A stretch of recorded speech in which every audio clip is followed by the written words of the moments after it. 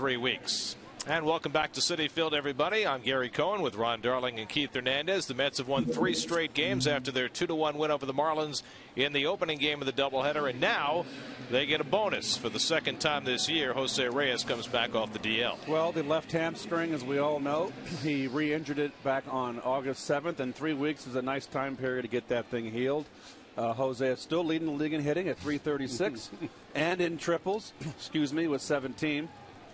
A little bit of pressure being put on by Mr. Braun from Milwaukee, who's closed to .334, so it's a great little chase here for the National League batting title. You know, Met fans, there has never been a New York Met that's won a batting title, so it'll be interesting to follow the month of September and see how Jose does. Well, the last month or so had been a difficult time for the Mets pitching staff, both starters and relievers, but then Chris Capuano throws a gem Friday night, and now R.A. Dickey 7 scoreless innings today. You know, Lawson, this is Capuano's effort, right? Almost historic when you think about it, but Dickey followed it up, and it's something that the Mets pitchers have been trying to do probably for the last couple of months, and that is get consistent starts. Dickey was outstanding today. It's 8 times this year that he's gotten a no decision where he's given up 3 runs or less, and this one looked like a no decision for a while after the Sanchez home run, but a much needed 6th win for R.A. And now that Dickey has turned in that performance, now Dylan G will take them out for game 2 today, and Dylan trying to bounce back from a very difficult outing his last time out against the Phillies. Well, really his most difficult start, gave up 8 runs, did not get out of the 4th inning. He's going to try to bounce back and get his 12th win, and going up against Ricky Nolasco, who's had 18 career starts against the Mets. They've been up and down with a high ERA, but he's coming off a good effort earlier this season. So the Mets, who were swept in their first 2 doubleheaders this year, have a chance for a sweep of their own. As the sun sets on New York, Mets are just getting started. Game 2 coming right up.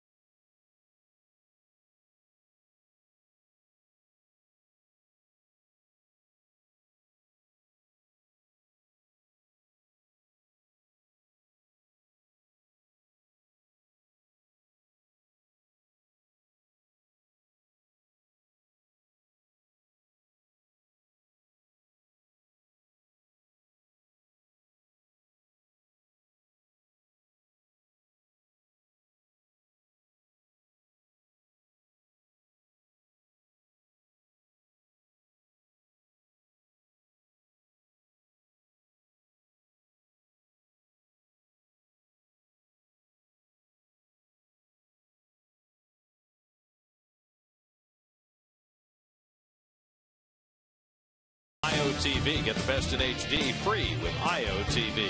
Play New York Lottery's Mega Millions and live large. Hey, you never know. By Capital One Bank's no closing fee refinance. What's in your wallet? By Toyota. Get incredible deals during Toyota's nationwide clearance event going on now. by Verizon, America's largest and most reliable wireless network. And by freescore.com. 3 credit scores, 1 place. Get your scores today at freescore.com. That's wearing their blue uniforms. First time with just Mets across the front. New look and a guy back from the DL. First pitch coming up.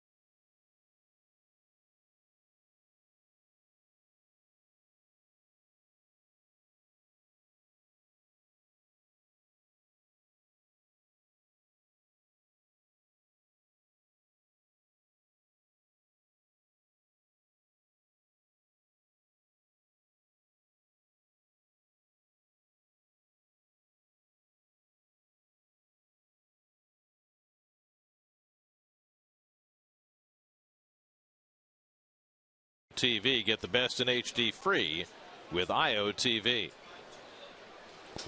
Dylan G in from the bullpen. Warm-ups completed. Ronnie, when you've had as difficult a start as G had his last time out, what goes through your mind before your next start? Yeah, good question, Gary. It's definitely a confidence thing. You have to fight off that feeling of, boy, it's getting towards the end of the year. I've had a really good season so far, but I had my lunch handed to me my last start. It's a confidence thing, and I think going up against this Marlins team, struggling a little bit, is the best antidote.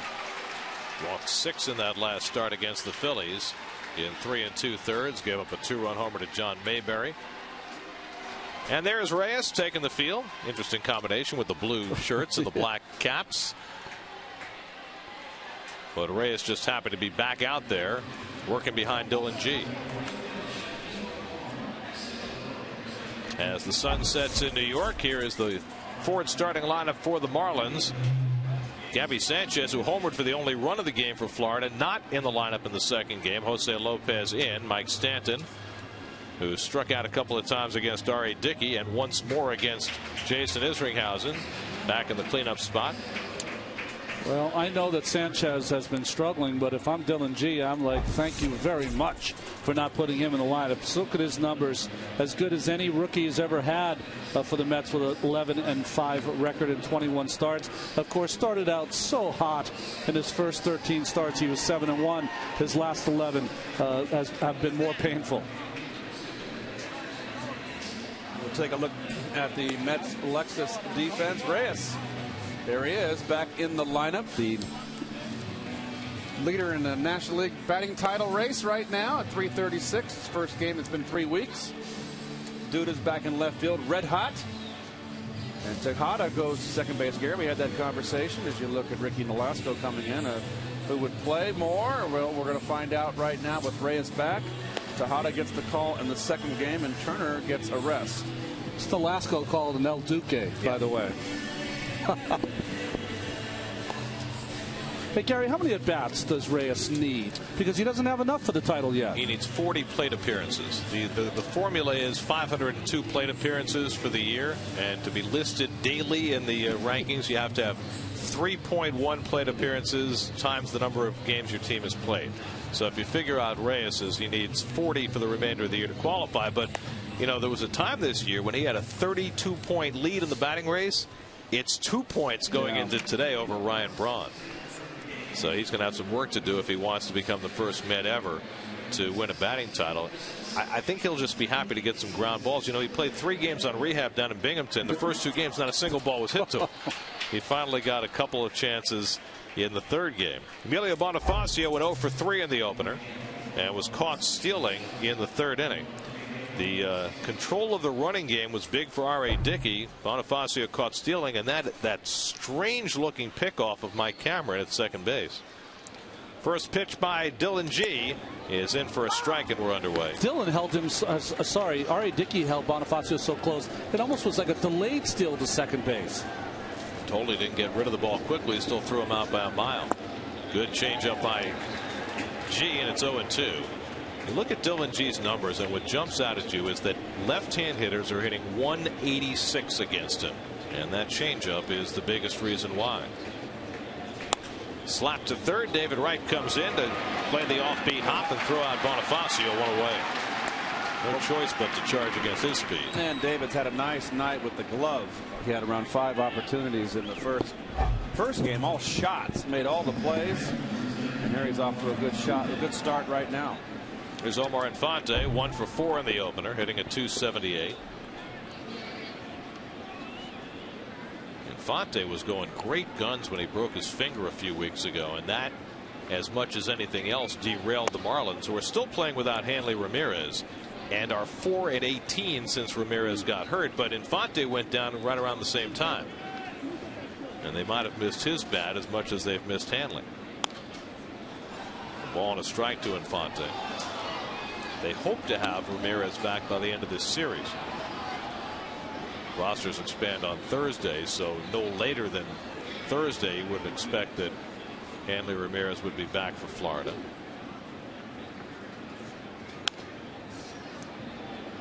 One and 2 to Infante.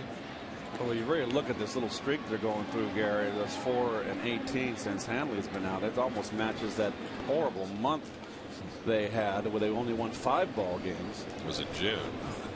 Then they had the great July after McKeon took over. 1-2 from G.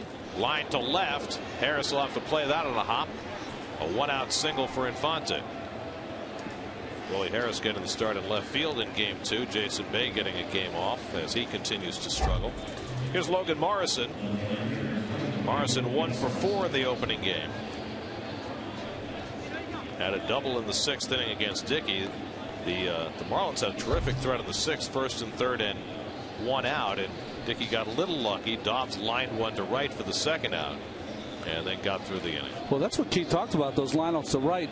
Dickey finally caught a break for a change.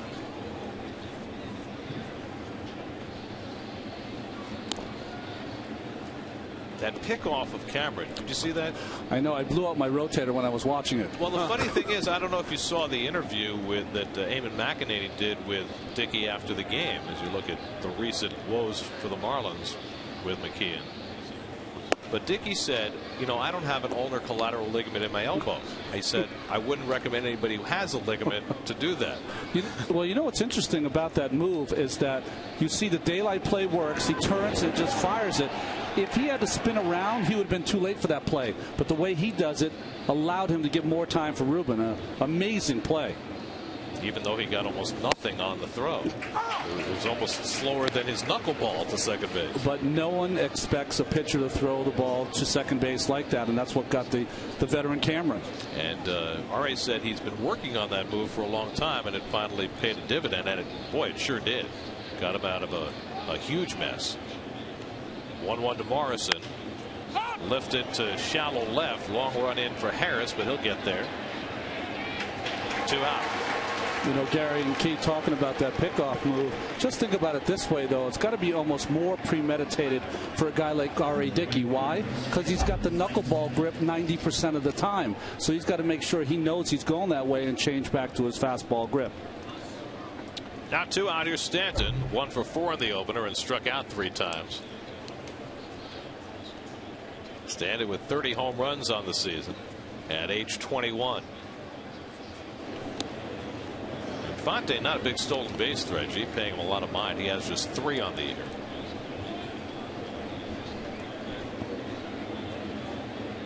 Both teams going with alternate jerseys today. I happen to love these new Mets jerseys. The color's great, right? Well, they wore it earlier this year on Fiesta Latina. It had Los Mets across the front. This is the first time they've worn them with strictly Mets on there, and it's supposed to be part of their rotation next season. No striping the lineup, though, Keith, with the black striping underneath the arms. Piping. I had to line up the pipes. I think we're past piping. Yeah. Are we past the script writing, too, I hope? Oh, New York? I sure hope so. Even though it's Mets right there. But that's Mets, but the block New York is the real Mets road uniform. G dangerously behind on Stanton, 2-0. And he misses wide with the fastball. Stanton homered off G earlier this year. There's the piping. You know how tough it was to line up those pipes down the side of down your side with the stripe on your pants? You had to do that, you know. Had to be continuity. On the outside corner. Well, if you made a diving play or something, did you have to realign? Well, it depends on the intensity of the game at the point. But I always like to have my piping lined up with the stripes in my pants. He's so meticulous. Yes. I have my quirks. There goes Infante. The throw by Toley, or by Nikias. It's ball 4 to Stanton. Nikias was taking no chances, so he released the throw, but Stanton draws the walk. And so now they're 2 men on. And Greg Dobbs comes to the plate. Dobbs 1 for 4 in the opener today. Playing third base while Ramirez is out as Bonifacio fills in at shortstop. And he could have very easily been 3 for 4, Gary. He hit the ball hard 3 times. Hit the 2 liners to right for a couple of his outs. There's R.A. Ronnie, question. First game doubleheader like this, would you go in and shower? Yeah, go in and shower, change, come back out, and root. You know, be a good teammate.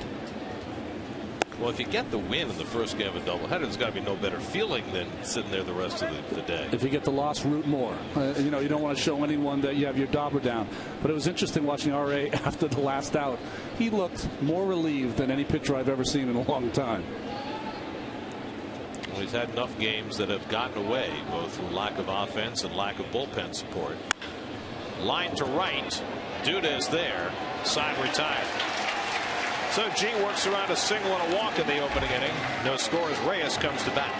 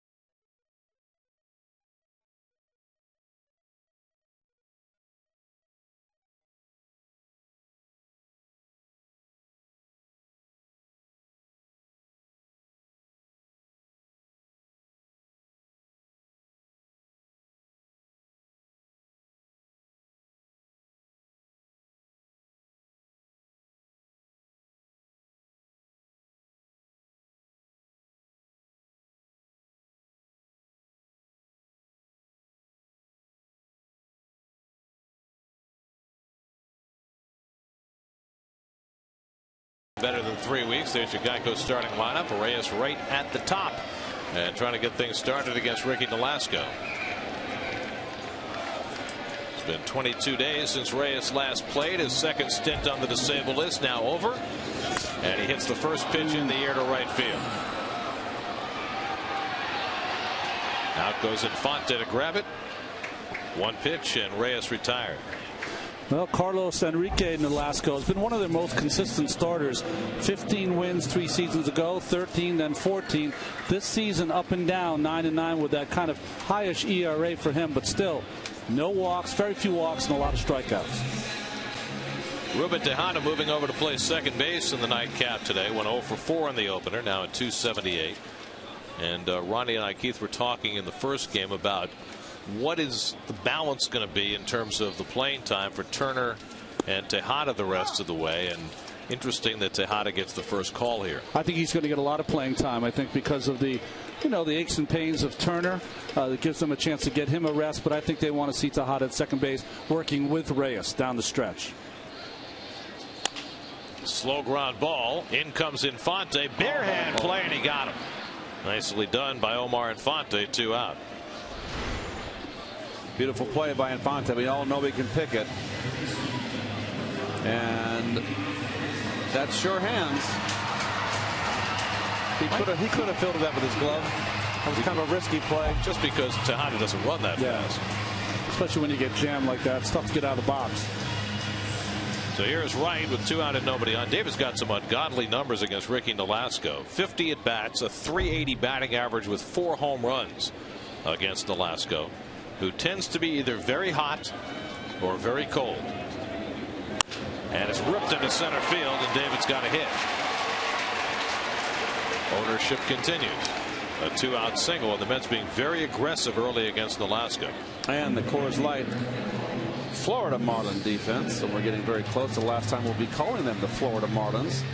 Next year they'll be the Miami Marlins, and you can see 5 fewest errors. Infante, well, that's the main reason right there. He is really a fine glove. And Keith, you mentioned before in the first game that they had reduced their errors this season. The main reason is Infante has replaced Uggla. Of course, you lose some other things. Exactly. Here's Duda, 3 for 4 in the opener today, his second straight 3-hit game. And he's now got a 7-game hitting streak going, hitting .462 over the 7 games. You know, Ronnie, I thought, and I know the Marlins wanted to improve their bullpen, improve their defense, but that was a big bat they took out of that lineup, and I just wonder if it put a little extra pressure on Logan Morris and Coughlin got sent back down. Coughlin, who set the Rookie of the Year a couple of years ago. A little extra burden on them to produce, and wonder if it had an adverse effect on them. Well, I think what they lost with Uggla, even more importantly, was some toughness. We could see that the way he rebounded this year with Atlanta. He was not afraid to tell these young guys to pay attention. He did it to Ramirez, who was their star, called him out. And very few guys have the cachet in the clubhouse to be able to pull that off. Well, that's the thing. I mean, Logan Morrison pretty much called out Ramirez earlier this year, but again, he's a second-year player, and he didn't have quite the clout that Uggla did. His baseball card doesn't even have an inch on the back, Gary. Just like a tiny thing. It's got a lot of tweets, though. There you go. 2-1 to Duda. Wright is running, and Duda lifts one out to center. Peterson going back. Should have plenty of room. And that retires the side. Duda just missing one. So the Mets are done in the bottom of the first. No score.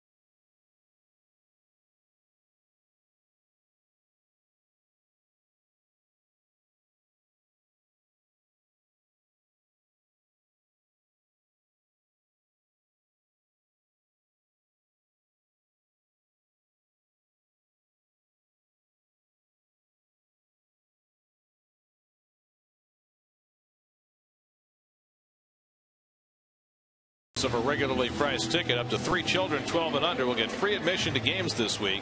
Get to Mets.com/kids free for tickets and details. Jose Lopez will lead off the second inning. Lopez playing first base in the nightcap, and he takes it wide for ball 1. Lopez let go by Colorado earlier this year, picked up by the Marlins, filled in for a while on the right side of their infield. Right backs up to grab the hop, takes his time and airmails one, and Evans makes a nice play and gets the tag on Lopez.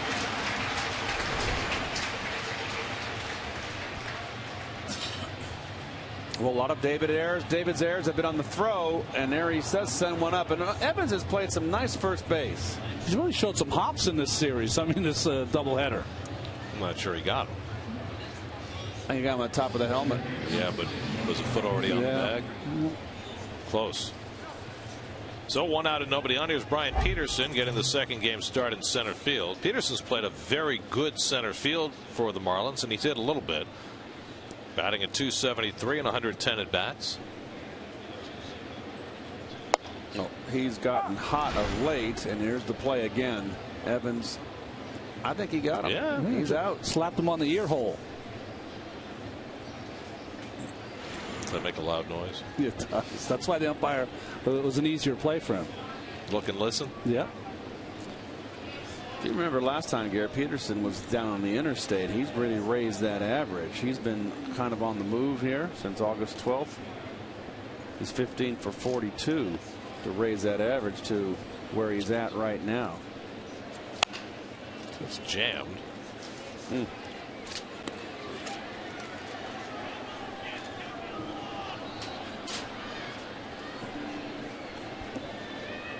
Dylan G raced out to a 7-0 start this year. Things have not been quite so easy since. Trying to put together a strong finish to his first full season. Little flare. Reyes back. Can't quite make the catch. Takes a tumble. Peterson aboard. Reyes pops right back up. Now that's a reactionary play right there, and you go, don't pull that hammy. Not only that, remember, guys, Hanley Ramirez, a similar play going back, and that's how he dislocated his shoulder and was out. Reyes able to withstand that pounding. Much more elegant dive by Reyes. So there's the second hit off G. 1 out and 1 on. Brett Hayes, the batter. Hayes didn't start the first game, came in as a pinch runner, got an at bat, in fact made the last out of the game against Bobby Parnell. Hitting at .240 on the year.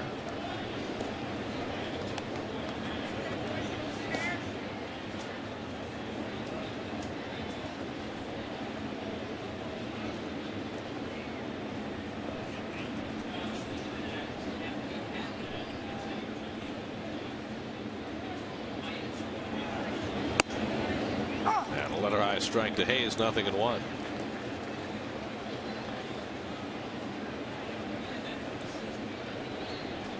G's had a little extra rest since his last start, which came a week ago in Philadelphia. So pitching on 6 days rest instead of the normal 4. And I think the plan down the stretch is to get Dylan some extra days where they can. He's at 128 innings now. Not an enormous number. Ricky Nolasco on deck.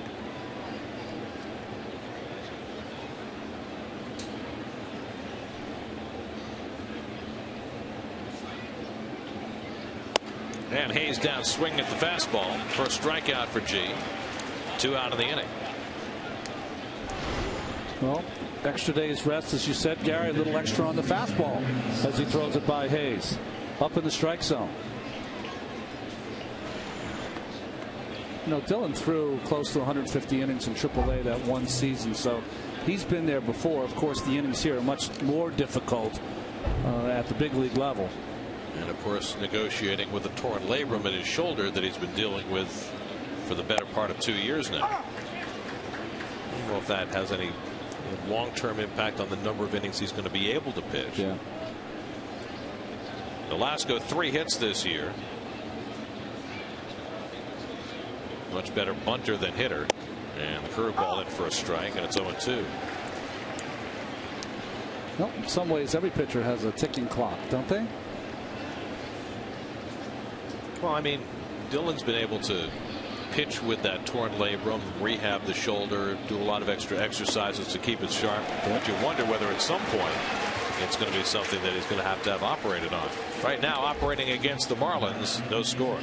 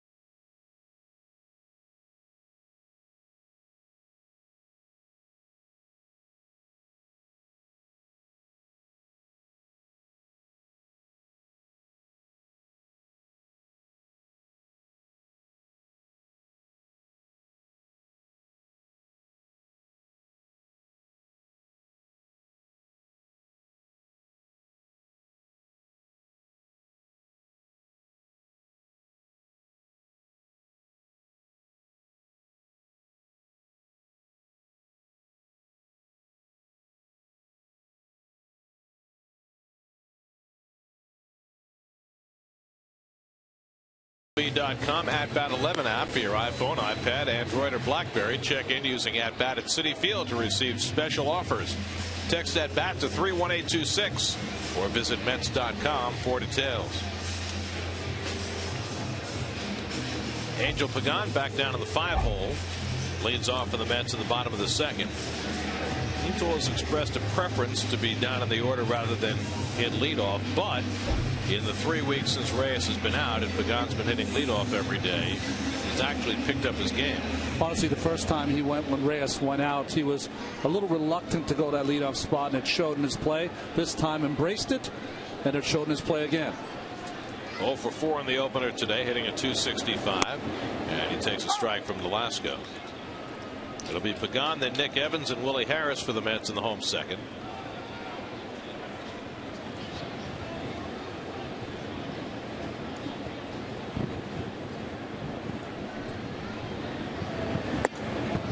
We mentioned that Velasco has been kind of a flip of the coin. Lately, he's been mostly good. His last 12 starts, 8 of those 12, he's allowed 2 runs or less. But in that same stretch, he had a game where he gave up 9 runs in an inning and a third, and another when he gave up 11 runs in 3 innings.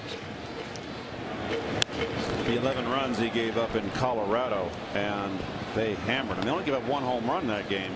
11 hits. And Ronnie, when you have a 3-inning performance and give up 11 earned runs, that puts a hurt on your ERA. It really does. And all told this season, he also has another 2 starts where he gave up 8 runs and 9 runs. So 4 of his starts, he's had 8, 2 9s, and an 11, and a 4.30 ERA. Bold foul. And, you know, we've seen enough of Velasco, who has mostly struggled against the Mets. And generally, if he has his curveball, he's a winning pitcher. Well, Keith, he presents a couple of problems. 25 of his 27 starts, he's walked 2 or less. So he's going to throw strikes. But the problem with him is he gets ahead of you. He does have that take you out pitch, that good overhand curveball that he can bounce in the dirt.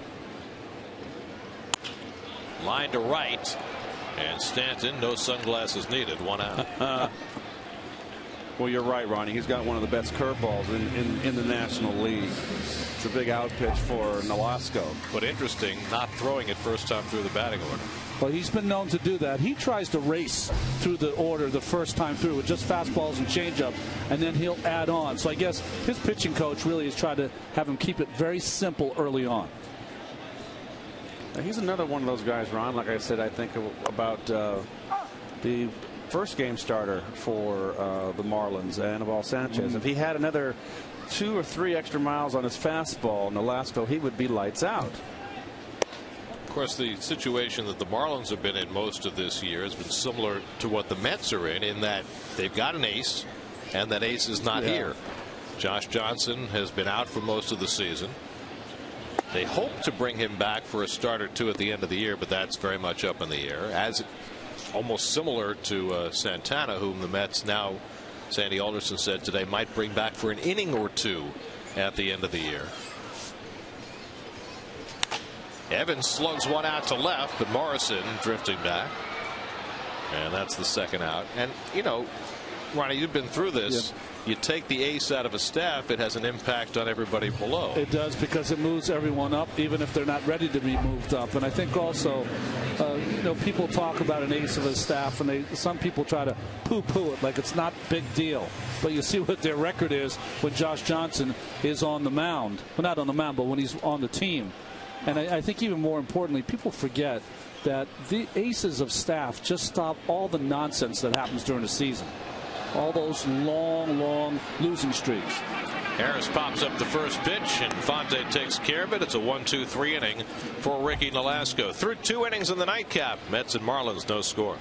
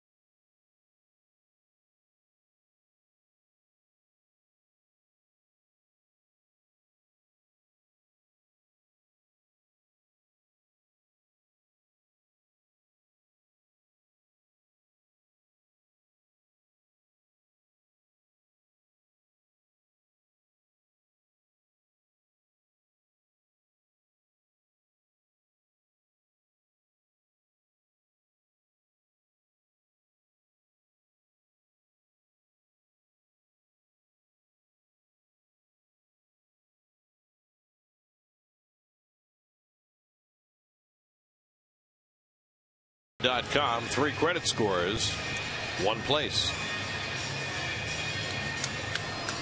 Mets won the opener 2-1. No score as we start the third in the nightcap. Top of the batting order, Emilio Bonifacio leading off against Dylan G, and the corners pinch in against the speed of Bonifacio. And he pushes the bunt. David Wright has to go back to get it and can't make the play. Perfectly placed by Bonifacio. And we've talked about G and the way he falls off the mound, and that had an impact there. Well, that's a case when it's happened to me on the other side, Gary, where you overrun the line and they beat you down the middle. And you can also get reversed. You can get beat the other way around. That was a pretty impressive bunt.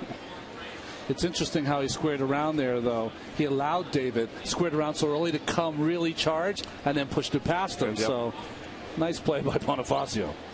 So the Marlins have their third hit. Now G has to be wary about Bonifacio, who has 31 steals this year. Got caught in the first game. Thrown out by Tolley after Dickey held him close. And Infante swings through the fastball. 0-1. Infante single to left his first time up. Infante reminds me of his former teammate Prado. When they bat in that second slot, there's no taking any pitches. These guys are swinging.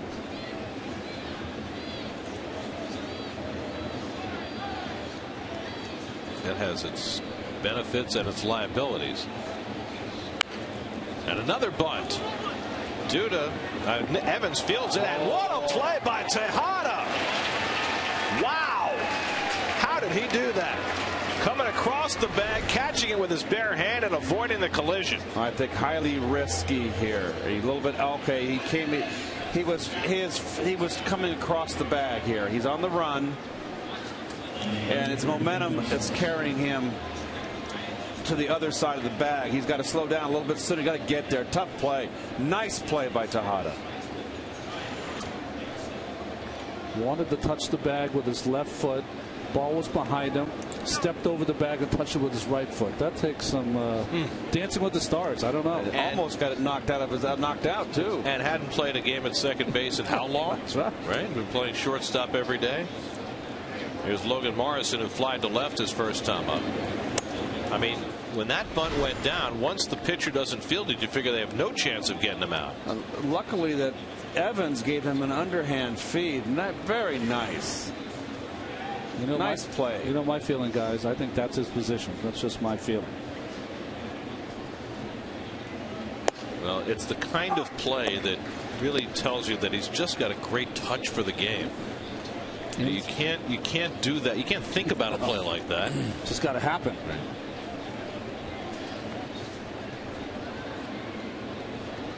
1-1 to Morrison, who's 1 for 5 in the doubleheader. Reyes trying to keep Bonifacio close at second, and it's line foul. Nice catch.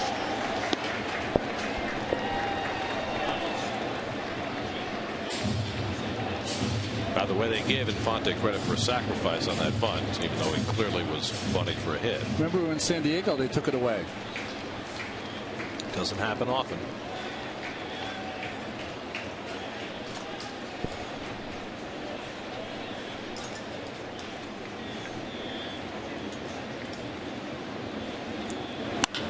Pulled down to first. Evans with the flip to G for the second out. Over to third, Bonifacio.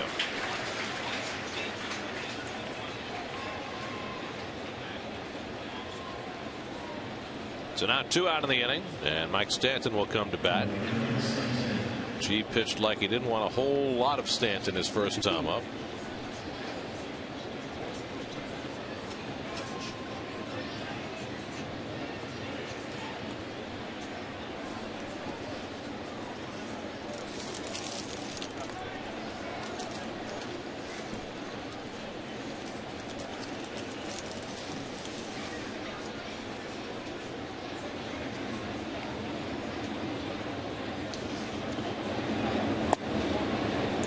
That fastball up and in. 1-0. Well, since Ramirez went down, we mentioned in the first game, Ron, that they have not pitched to Stanton, and I can't blame him with Gabby Sanchez struggling since the All-Star break, hitting below 200. Why pitch this man with 30 home runs? I agree. So at that point, I guess the question is, if you're Mike Stanton at age 21, how patient can you be? Yeah, that's a very good point, Garrett.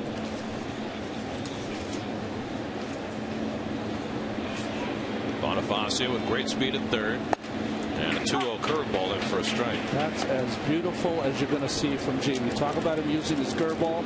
You can get back in the count because 2-0, if you can throw a curveball for a strike, it's an automatic take. They cannot swing at it. Nice pitching. And then the high fastball, and it's 2-2.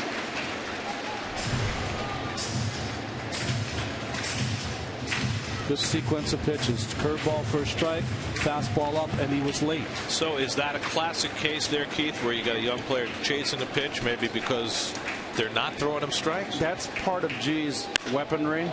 Stanton deep to center, but Pagan has room. Side retire. A bunt single and one left. Gene negotiates his way through the top of the third.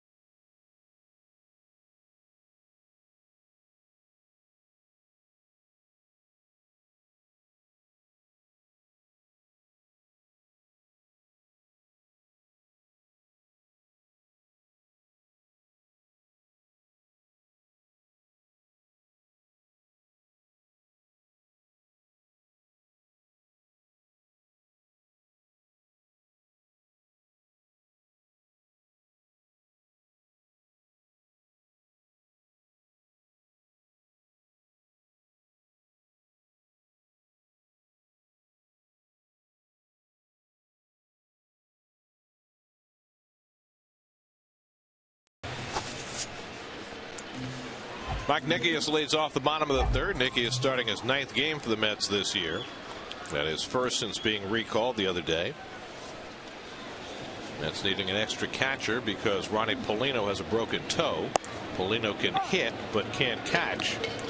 But when the Mets made a roster decision between games today, they decided to keep Paulino on the active roster and option Mike Baxter back to Buffalo.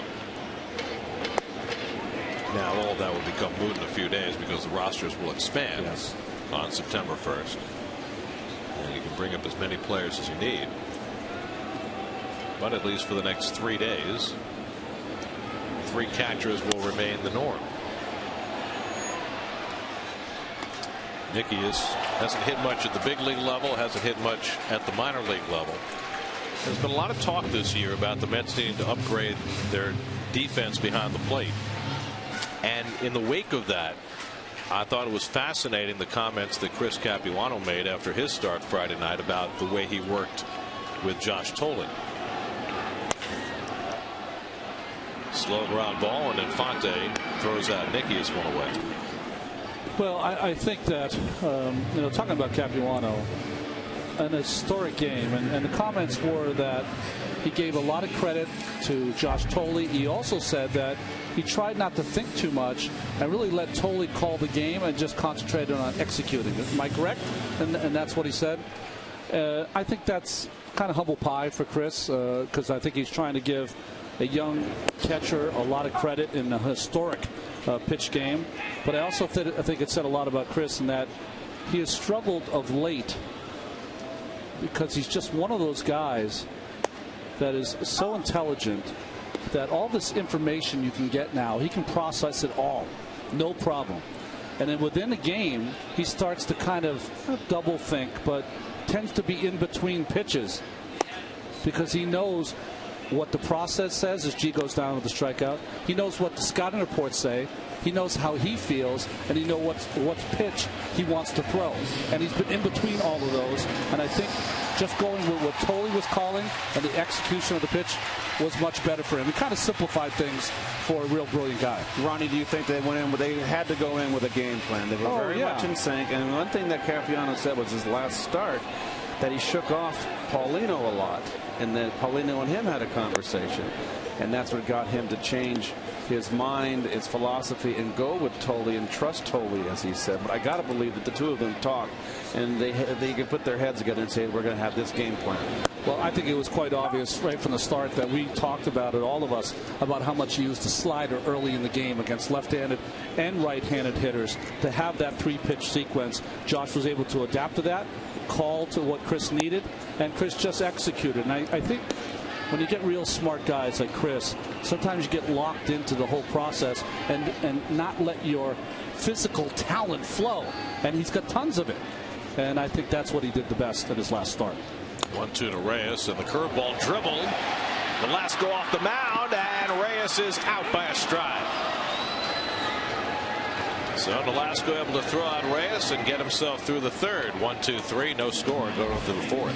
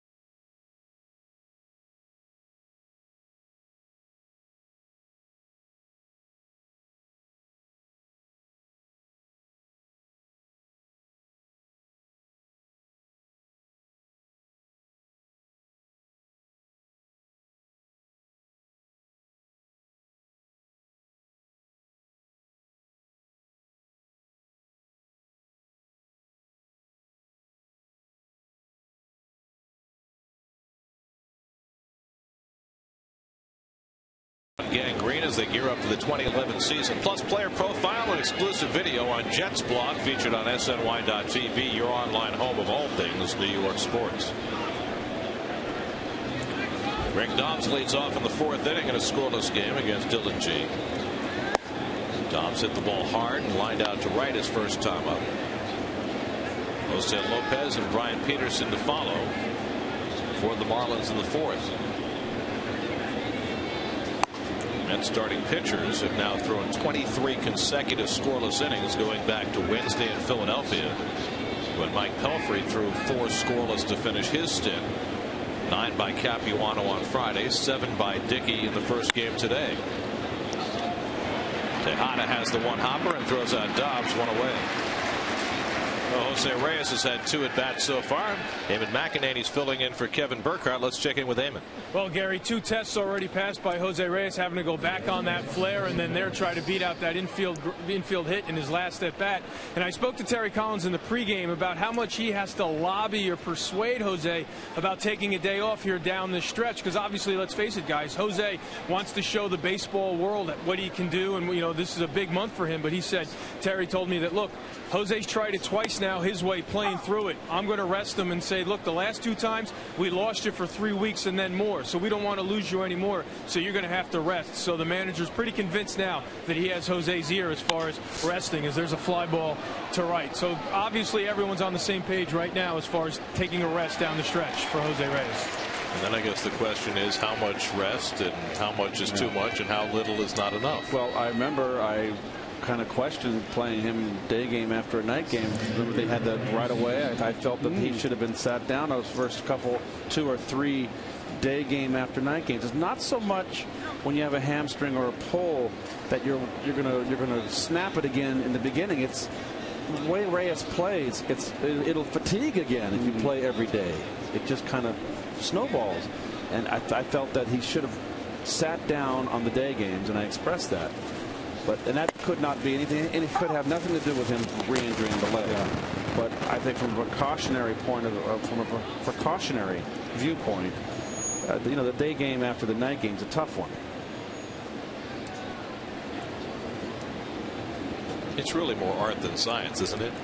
When you talk about how much you need to rest and how much you need to play through it and how much you need to stretch and all those things. I mean, Reyes went 4 consecutive years without getting hurt at all. Yeah. And now, last year he had a couple of issues, and now he has this issue, and it's plagued him twice now.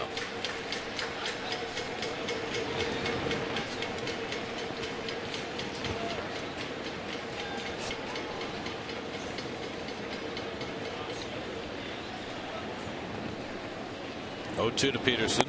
Strike 3 call. G gets Peterson looking at a fastball. An 8-pitch inning for G. His 3rd strikeout. We stay scoreless at Citi Field.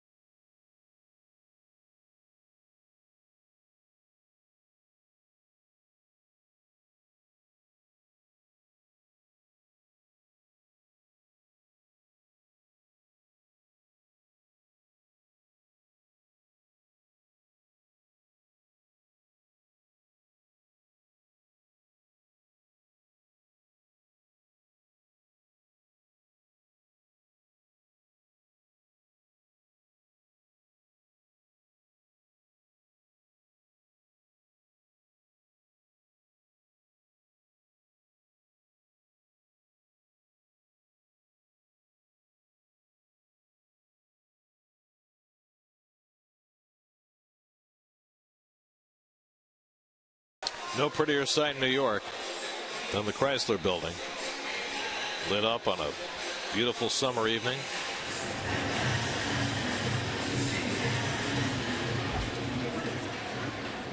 Ruben Tejada leads off the home 4th inning in a scoreless game. The Mets have 1 hit. The Marlins have 3. Tejada grounded out to the right side his first time up. First pitch swinging, fouls one. Lopez near the stands runs out of room. Mets have been very aggressive early in the count against Velasco, who tends to throw a ton of strikes. Gives up a lot of hits. 200 hits in 171 innings starting the night. Second to Chris Carpenter in hits allowed in the National League.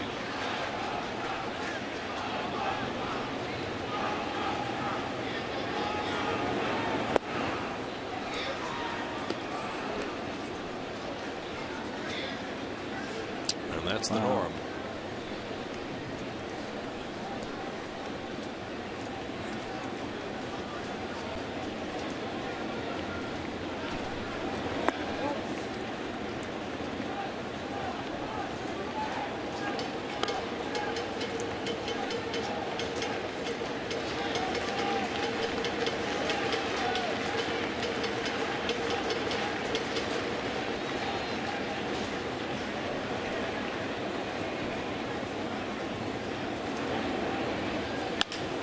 Line the other way, and Tejada's got himself a base hit. And that rolls to the corner, eludes Stanton. Tejada turns second. And he's in safely at third base. Mike Stanton's had an awfully rough day in right field. Nice hitting by Rube. Little flat slider, belt high. Right down the line, hit it where it's pitched, and let's see what happened with Stanton here. It was out of our view. Oh boy, he stumbled. I don't understand why we've had 3 instances here in this game where the bare hand has been used instead of the glove. Just backhand that ball and you make an easy play. They're going to score it a triple, and the first major league triple for Ruben Tejada. For the Mets, their 35th triple of the year. Now David Wright, infield back, and that'll get the run home. Dobbs will go to first with it. High throw, and it goes into the dugout, and Wright will go to second. Tejada scores, and it's 1-0 New York. Well, you play Dobbs, you give up defense, and we've seen that all day long. Well, Florida has not played good defense in this doubleheader. Routine, and he airmails it. Error all the way on Dobbs. Wright gets credit for an RBI because the run would have scored anyway. And the Mets have a 1-0 lead. Now Lucas Duda, still nobody out, and Wright in scoring position. Duda flied to center his first trip.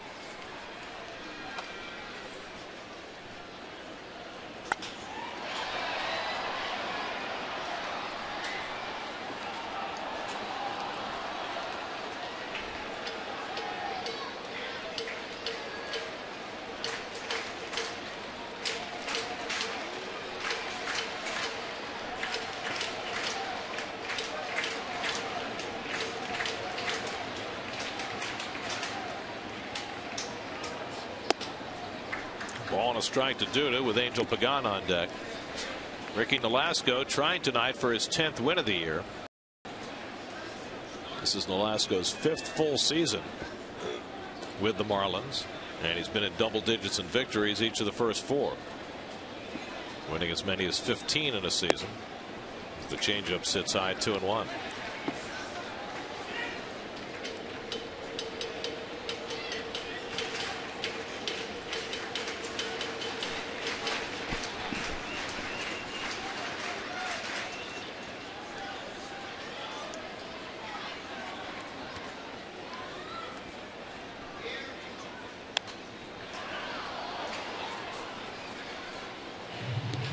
Well, with Josh Johnson sidelined for most of the year, this has been the Marlins rotation. Hensley, a late addition to that rotation. Volstad spent some time in the minor leagues. Javier Vazquez has been their best pitcher since the break. He's a guy that in his first start against the Mets and early on this season just really struggled. And Javier Vazquez has talked about retirement at the end of this season. He'll pitch tomorrow night for Florida. Well, there'll be a lot of teams this winter that will take exception to that because he can still pitch. Got to be in the right situation. There's Randy St. Clair, the pitching coach.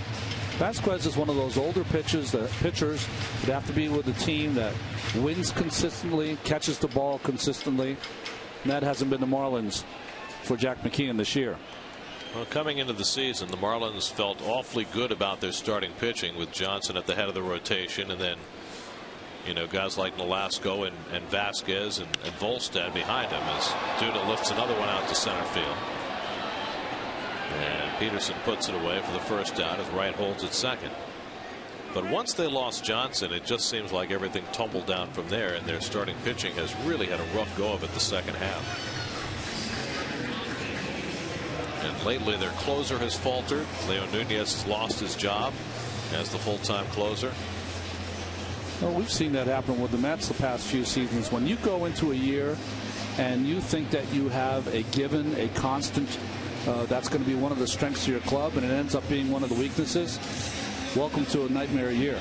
And they haven't hit as a ball club either. They're 11th in the National League in batting average, 10th in runs, 10th in home runs. They're 8th in on-base percentage. They're not a good offensive ball club, particularly without Ramirez. And Ramirez wasn't exactly setting the world on fire. Here's Angel Pagano, line to right his first time up. He hits one well out to center field. So Peterson has room. Wright will tag and take third after the catch. 2 out.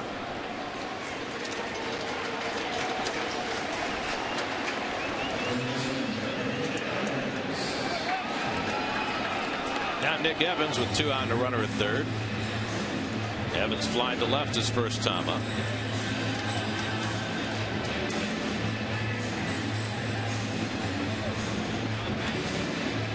Well, that's where the Marlins starters rank in the National League, 14th overall.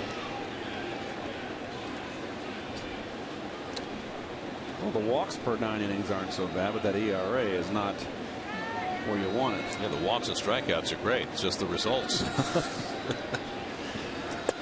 Evans takes a fastball for a strike. I think that when they came into the season, they expected their team to be the top 5 or 6 in that category, in every single category.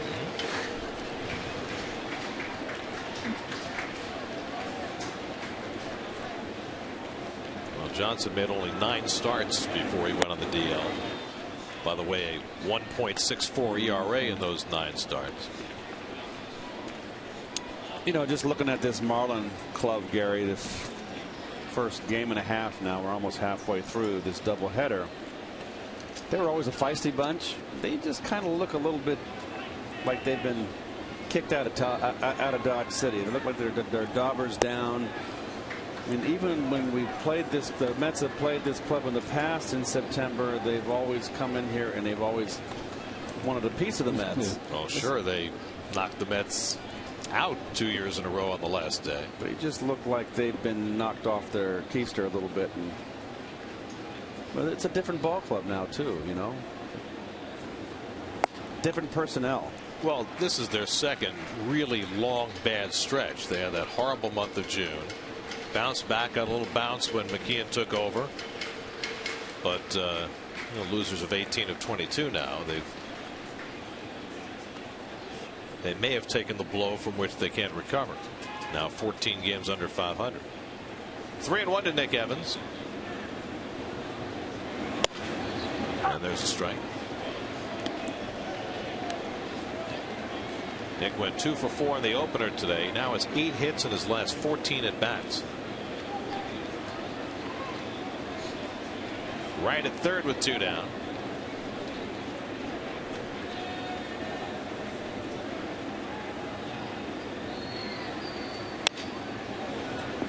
Well, I think that management for the Marlins, especially with a lot of their managerial moves in the past 4 or 5 seasons, have tried to position themselves that they're going to be the elite, or at least play with the elite in the National League East. And they've definitely taken a step back before they go into their new stadium.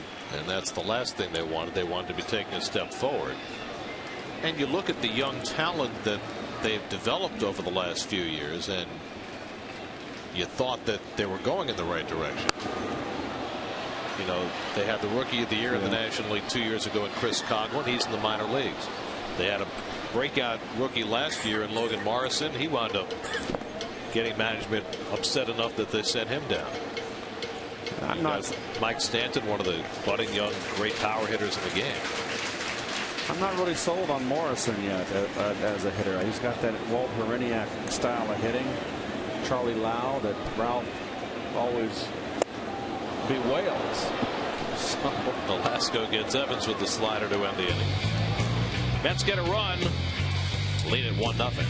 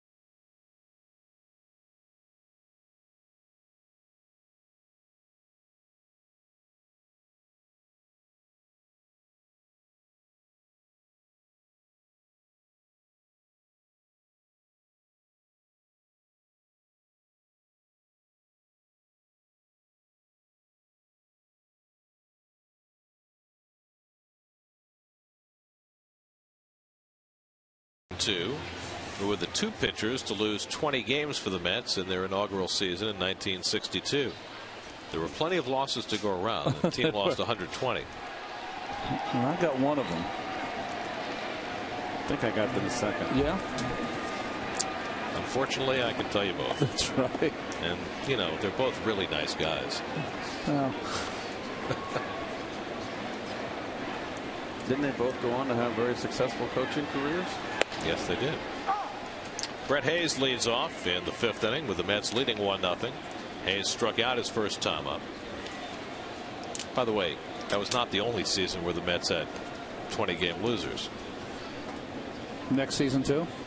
And the season after that. Even in the 70s, the Mets had a 20-game loser. Jerry Koosman lost 20. Lost 20. Oh, that's right. Yes.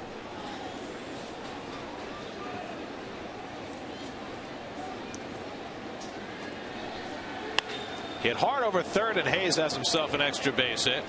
That'll go all the way into the corner. And Brett Hayes takes a turn and holds at second with a leadoff double. So Dylan G handed the lead. And now a leadoff double by the number 8 hitter. Well, change up right down Broadway. And Hayes is the kind of hitter, Ronnie. He's got a slider speed bat. You just want to pound him hard stuff. Yeah. You can go after him. Changeup was probably not the proper pitch. Maybe a breaking ball, I think, is good. I mean, we're second guessing the pitch only because it was up. But you're right. It makes him a better hitter.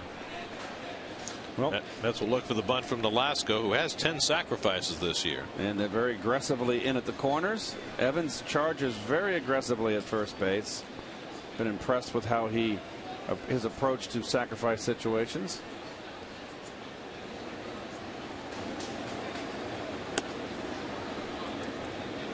Would you be reluctant to use the wheel play when there's a tag play at third? Yeah, it's much harder to play. Keith Reyes has got to run all that way and catch the ball and apply the tag.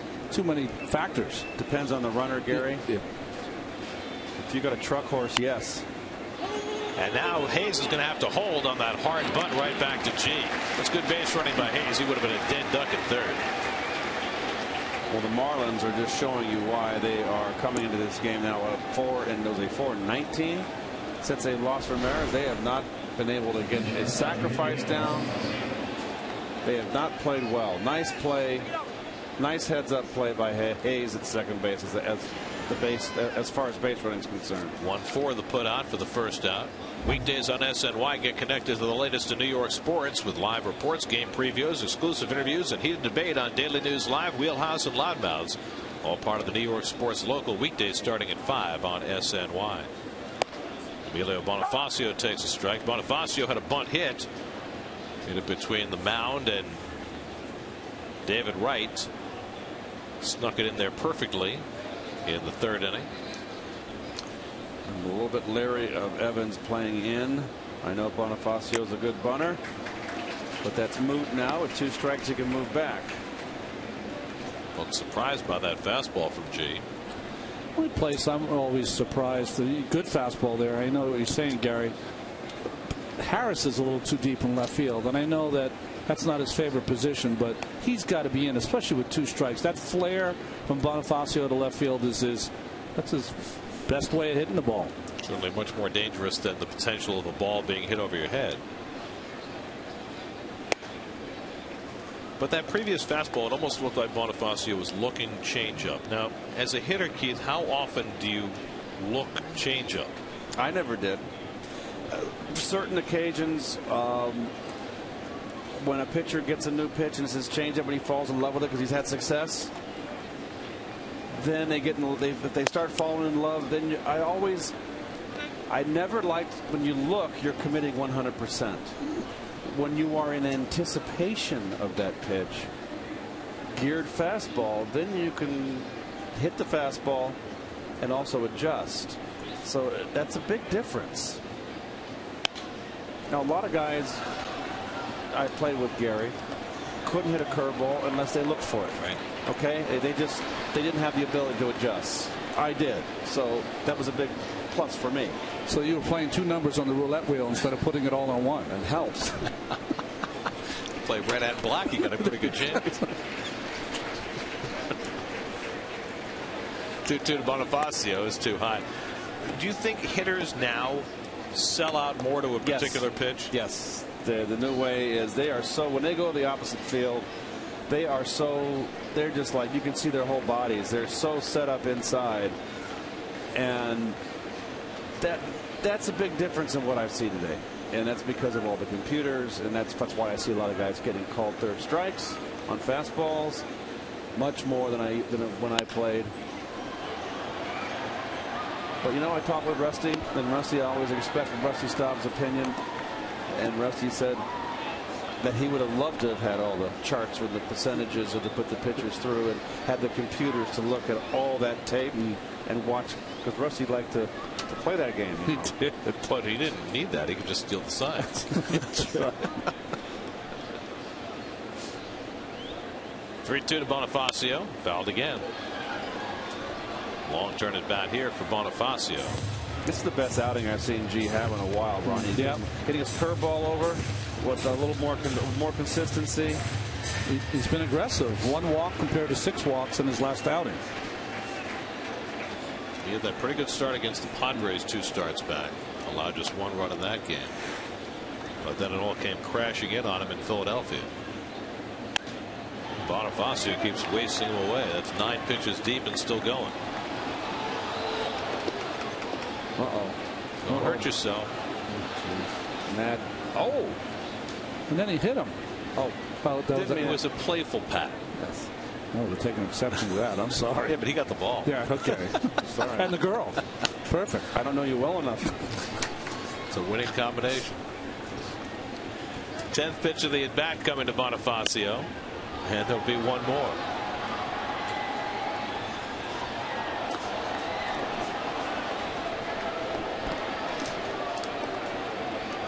What percentage of the time is the 5th 3-2 pitch fouled off? That's right.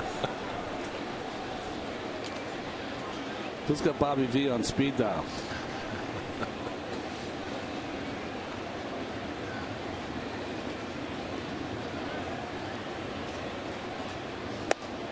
And Bonifacio works out the walk. Well, that's quite a turn at bat.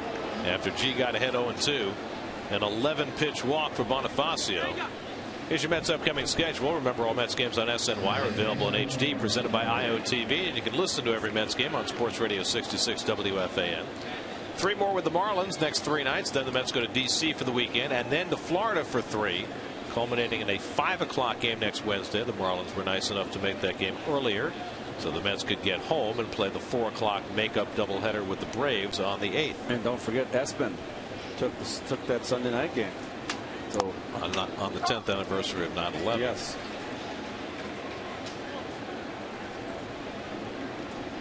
Well, you know, there's another sporting event in town that night. JETS.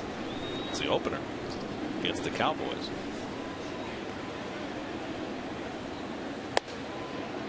A ball and a strike to Infante, who has singled and sacrificed. Hayes at second, Bonifacio at first with 1 out. There's your Cholula, who's hot. Omar Infante, hard to get out at Citi Field. 7 3-hit games in this ballpark. Only the 3rd year for the stadium. High fly ball hit to left center. Plenty of room for Pagan to get under it. 2 out.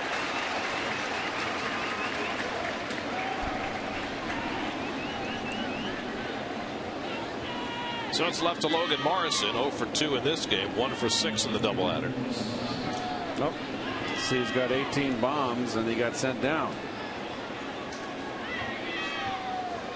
Mike Nicky is out for a conversation with G before they go after Morrison.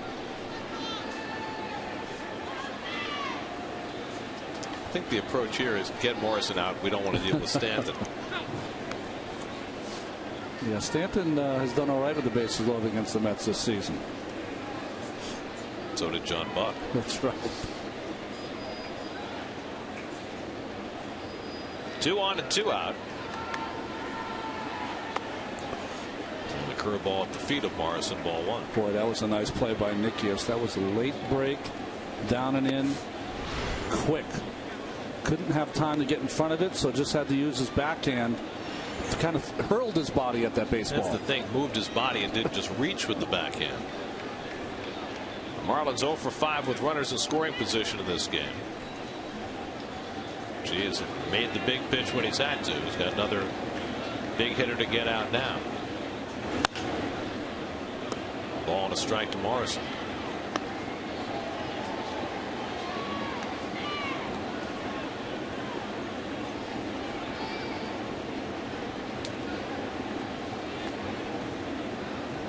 G and Velasco matched up once before this year. That was down in Florida.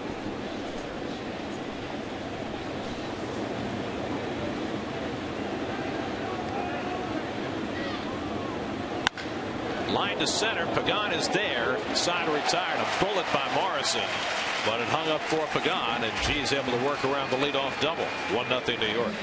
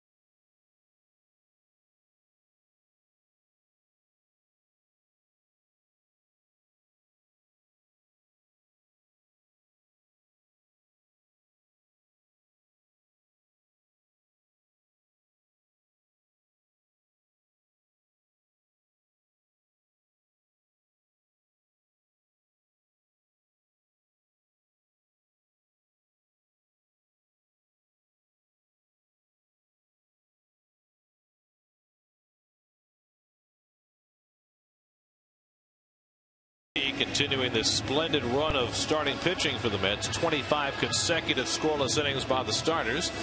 Ruben Tejada, with his first big league triple, scored the only run of the game. Willie Harris leads off the bottom of the 5th for New York. It'll be Harris, Nickias, and G, the lower third of the order, against Ricky Nolasco. The run against Nolasco in the 4th inning was earned, and he was able to avoid any unearned runs scoring with some pretty good pitching after David Wright reached second on the error by Dobbs with nobody out. Harris popped up to second base his first trip.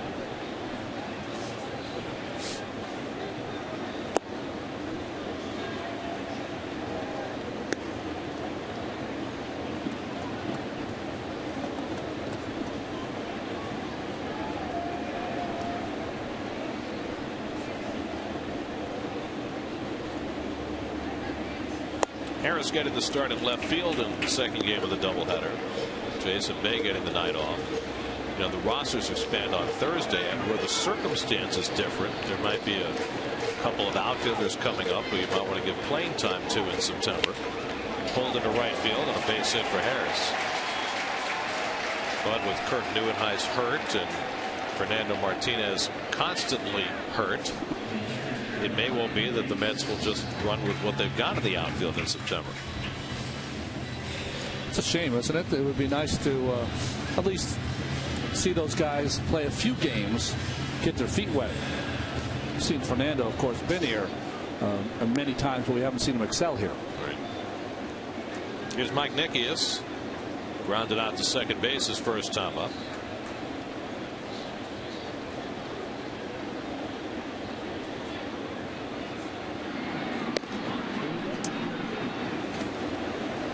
show you the IOTV pitch differential. He wants it low and away, gets it away, and a little bit up.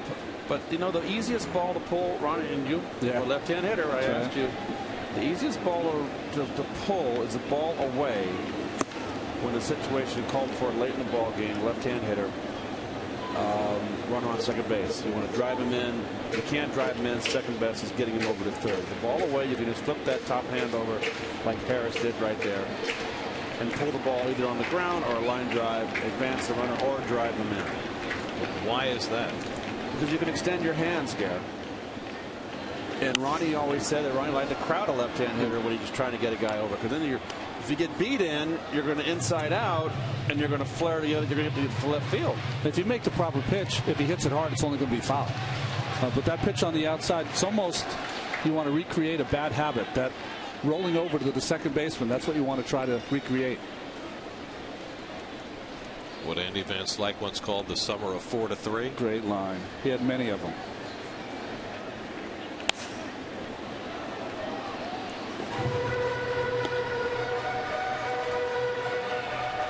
There's your Mazda high-speed pitch for it tonight. Velasco has got it up to 94 miles an hour.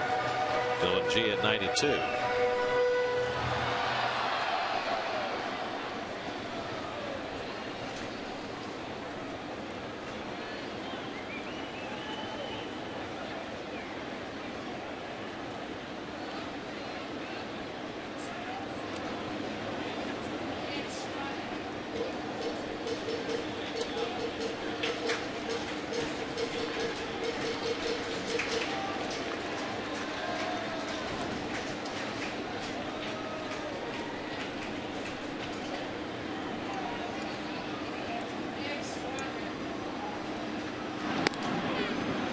Mind to Harris, who has 4 stolen bases this year.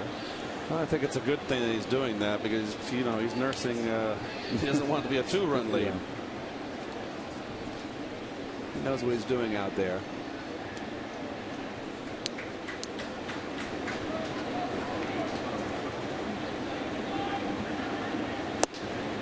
A ball and 2 strikes to Nickius with the pitcher G on deck.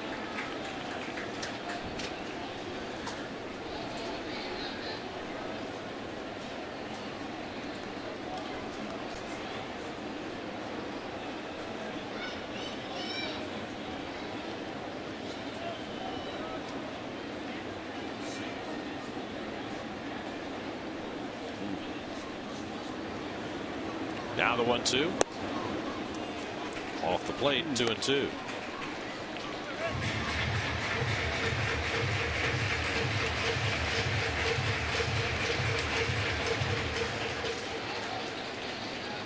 When Velasco's been away the last 4 pitches of this at bat. I think one fastball in or sink it in would get him a ground ball. Hayes sets up away again. And Nickius hits it out to right field. Stanton edging over. 1 out.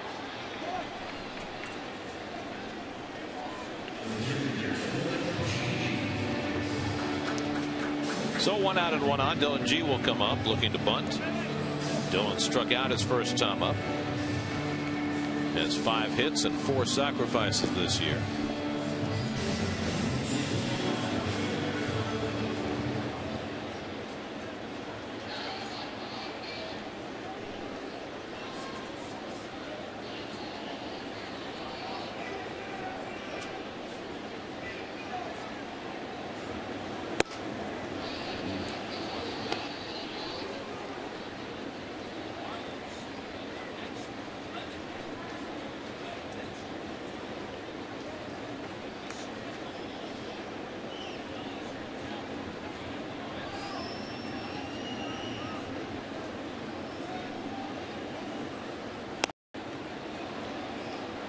Foul ball, 1-1. Let's answer our AT&T trivia question. We ask you which 2 Met pitchers lost 20 games in 1962.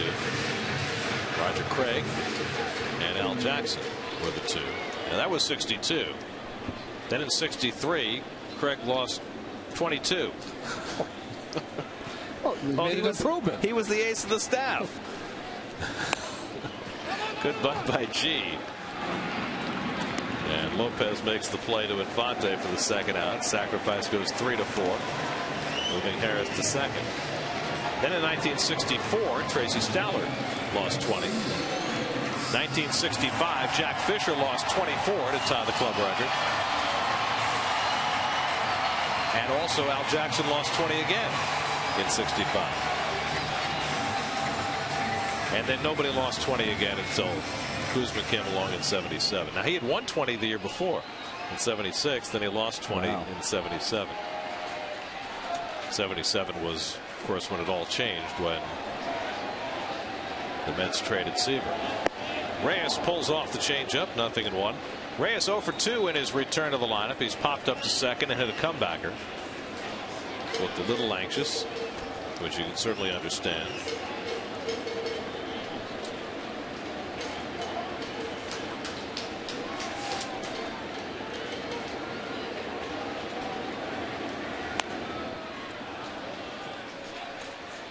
Reyes was flying high when he got hurt the first time. During the 18 games that he played between his two stints on the DL, he hit just .256. It's going to be awfully hard, you would have to think, for him to hold on to this lead in the batting race. Well, we see in this first game, you're going to be nervous. You want to do well for your team. You want to get 3 hits in your first thing. Velasco's been using it against him. He's got first base open. It's a hot on deck. 2 straight changeups, Keith, off the plate. He's been throwing on pretty much a steady diet. Reyes swung at the first pitch, or recall the first is bad. He popped out, but he got him out the second with changeups, and here going after him with changes. Now the 0-2 to Jose. A little defensive cut, and he pops it up. And Dobbs back to get it to end the inning. A leadoff hit and 1 left. Reyes 0 for 3. Mets lead at 1-0.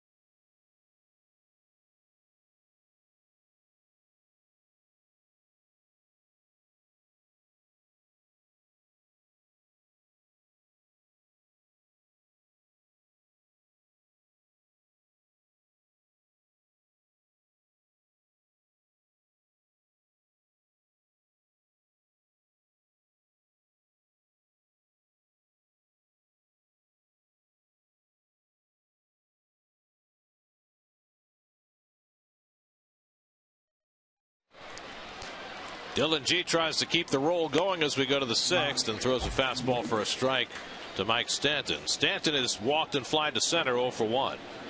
Mets starters have now gone 25 straight innings without allowing a run. As the curveball sits high, ball and a strike. G bouncing back from his dreadful outing in Philadelphia a week ago tonight. Didn't get out of the 4th inning in that one. He's now in the 6th. And check swing, and he went around. Adrian Johnson with the call. 1-2 to Stanton. Well, let's see if he swung. I did not think. I just don't think that's a swing. Ronnie, here, let's chime in. You want that call, don't you? I want that call, but to me, it's always the top of the bat, if it crosses the hands, that to me tells me that he was swung the bat or not.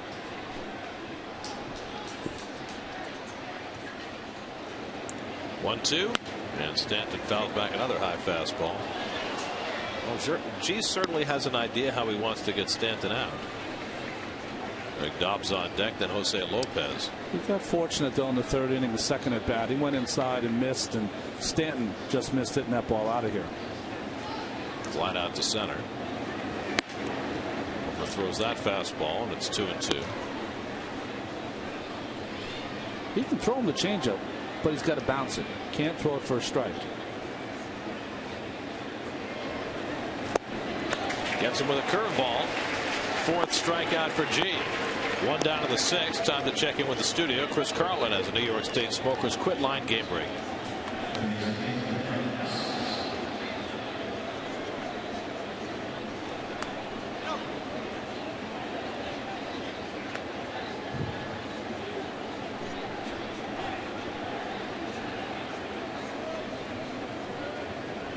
Phillies tonight going for their 84th win of the year. Their lead is only 6 games over the Braves.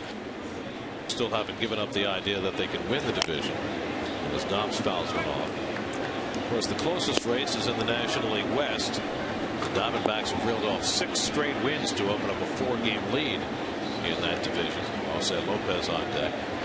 Tonight the Diamondbacks host the Rockies. Daniel Hudson going for his 14th win. And the Giants, who wasted a great effort by Matt Cain yesterday and split a series against Houston, of all things. We'll have Tim Lincecum going tonight against the Cubs.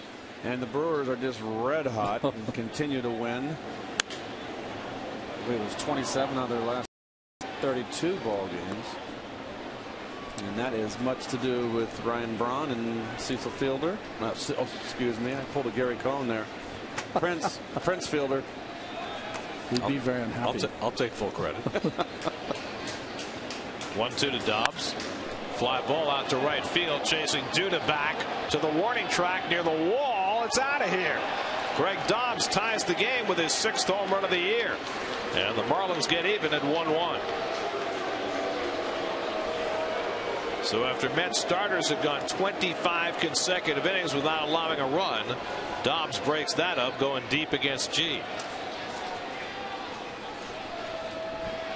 Well, Dobbs hit the ball hard 5 times now with this home run, and only a second hit to show for it in this doubleheader. That's his game, isn't it? He giveth and he taketh away.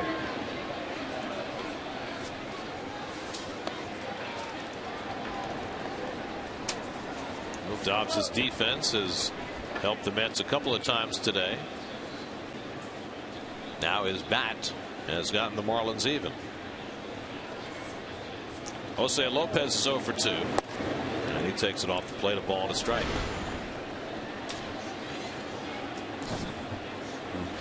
He thought for sure the ballpark was big enough. Move those fences back. That's right. Back.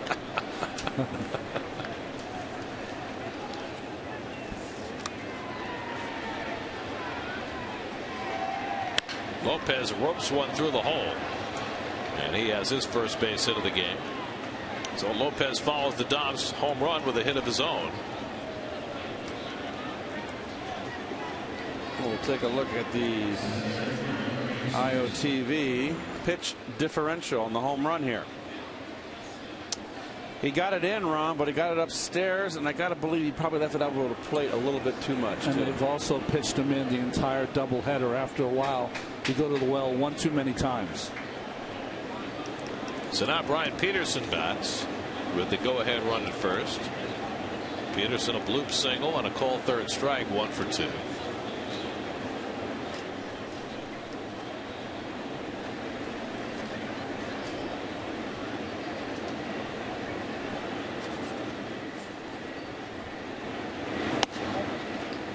Fastball off the plate for ball 1.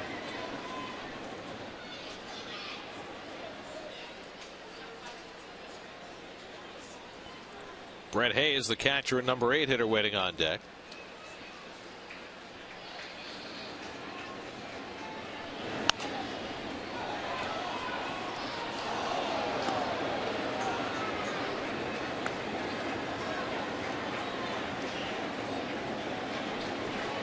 of a sudden, Terry Collins has gotten a very nice run of starting pitching.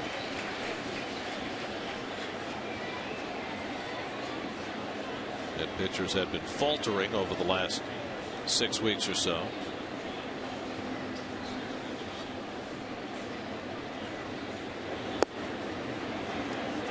Two balls and a strike to Peterson. Sometimes it's just a matter of who you play and when. Well, they made their run through Milwaukee, Philadelphia, Atlanta. What do you think's going to happen? Well, they won the Atlanta series. Yeah, you're right. The Chipper Jones series.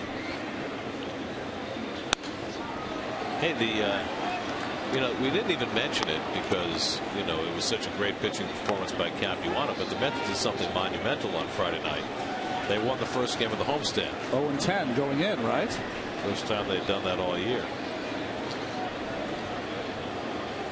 Rays will be back next week to make up the other 2 games in a Thursday doubleheader on the 8th.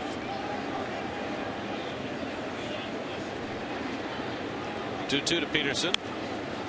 Fouls it off.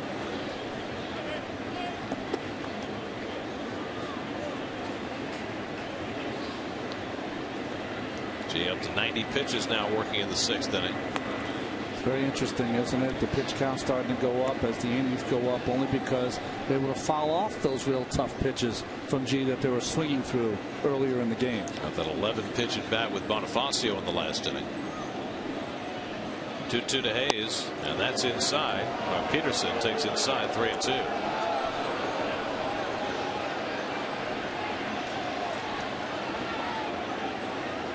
I think Jack is going to put the runner in motion. He's a cellar dweller. Nothing they're playing for. So might as well try to make it happen. Lopez at first and 1 out. Nope. Not going. Peterson grounds one down to first. Evans on the mark to Reyes, who drops it, and everybody's safe. Normally that is a call that goes to the infielder. They'll say that he dropped it on the transfer, but Reyes will get notice satisfaction from Fielding Colbreth, who said safe all the way. I think Jose was saying that he might have picked it up and stepped on the bag before Lopez got there. I think that's his argument. Well, it's not a good throw from Evans, but Reyes is trying to turn 2. He just missed. He's going to make that play. Let's see. Did he get his foot back to the bag is the question. Yes. He might have. He did. The slide from Lopez, the front foot was up in the air. I don't know if we have that from another angle, but he certainly appeared to be out. Let's look from here. Fumbles it. Lopez, watch his front foot, how it bounces up in the air. Reyes with the right foot. Out. You're out. Not even close. Yeah. Not even close. They're lucky that ball hit the bag. That ball had been out into left field. Well, it's an error on Reyes, an assist for the first baseman Evans, but a bad call by Fielding Colbreth. So now 2 aboard and Brett Hayes the batter. Hayes has struck out and doubled to left, 1 for 2.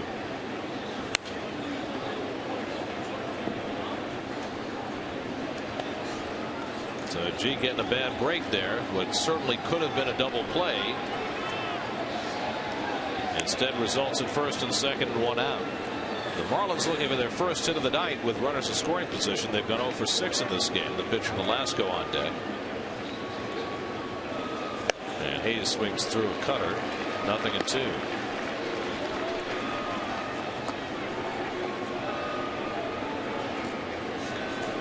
Well, we beat him with that double the last at bat on a changeup, and he's going with the hard stuff this time around.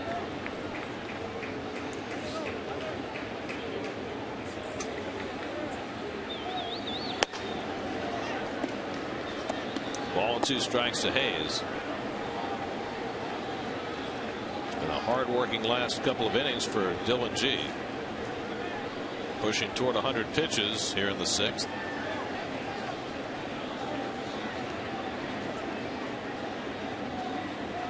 Now the 1-2. Foul ball. Let's take a look at the Coors Light freeze cam on that play at second base. Well, I think it's going to show pretty plainly.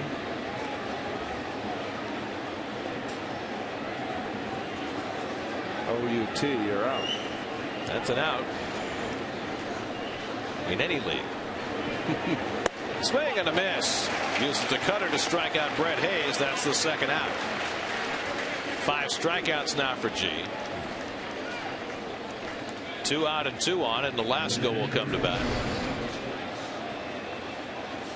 Little pitch to mainly away like you were talking about, Keith. And nothing off speed. Reyes happy to see G pick him up with the strikeout. Now he's got one more man to get. Nolasco's 0 for 2. Struck out and then failed to sacrifice. Another great stop by Nicky. It's interesting pitch choice there. First pitch, curveball to the pitcher Nolasco. The problem with that is if you miss, that tells Nolasco that the next pitch is going to be a fastball. Struck him out with curveballs in the second inning.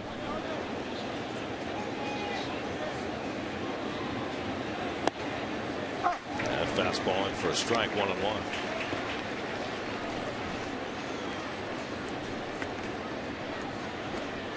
Lopez at second, Peterson at first with 2 out. G about to throw his 100th pitch of the night.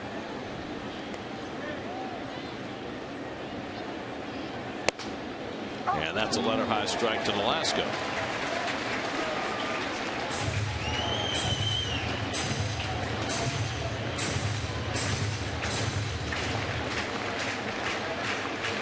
Two walks, 5 strikeouts for G, who's allowed a run on 6 hits. 1-2. And the curveball strikes out Nolasco for the second time. So G picks up Reyes with a couple of strikeouts after the error. But Greg Dobbs ties the game for Florida. Dobbs with his 6th home run of the year into the bullpen to get the Marlins even. It's 1-1 in the 6th.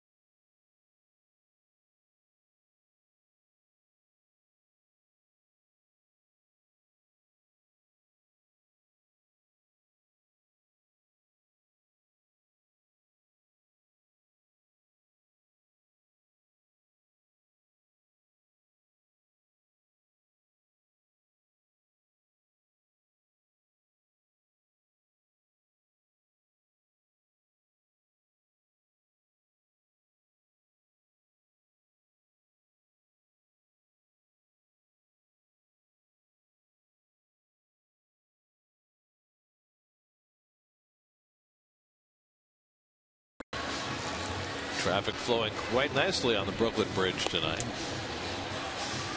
I prefer to walk it myself. Oh, nice walk. Like SNY on Facebook, and you'll have access to exclusive New York sports content, including up-to-the-minute sports news and original video. Visit Facebook and like SNY today. Here's your Toyota text poll for tonight. Do you think Reyes will be with the Mets next season? Did we already ask this question? How do we get results? Did we? Seriously. Did you ask it in the first game? I didn't ask it, unless somebody else asked it when I wasn't here.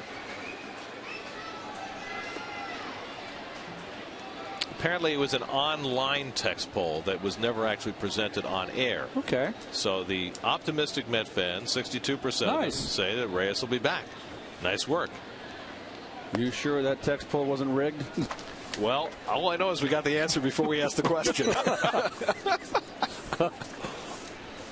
And in this world, that doesn't happen very often. Ruben Tejada leading off in the 6th inning against Ricky Nolasco, whose team has gotten him back even.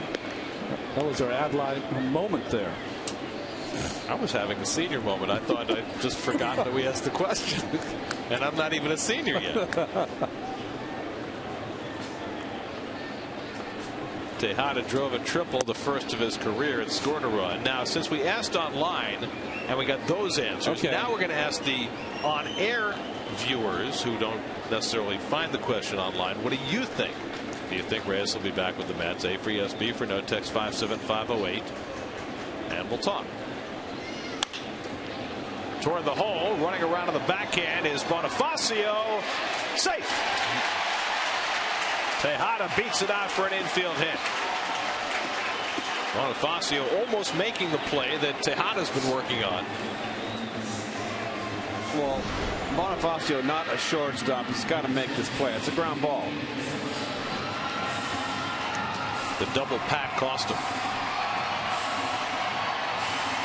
But good hustle by Tejada. Ruben's not blessed with great speed, but he sure runs hard. Yep. So he's 2 for 3.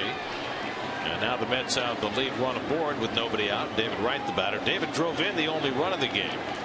That was on an infield grounder that turned into an error on Dobbs. He also had a base hit back in the 1st. Grounded over the bag. Dobbs with a nice backhand pick, and the long throw gets him.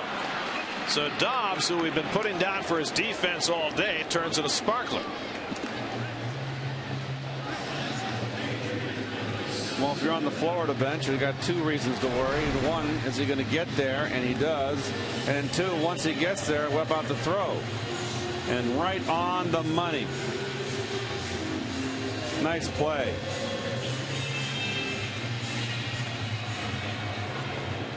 Nolasco appreciative. Now Tejada's at second with 1 out. And Lucas Duda will try and get him in. Neither team has had a hit with a runner in scoring position in this game.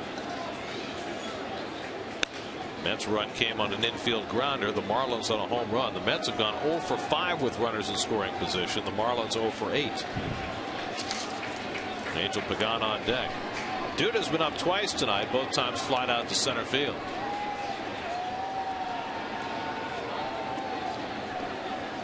Had 3 hits in the opening game today.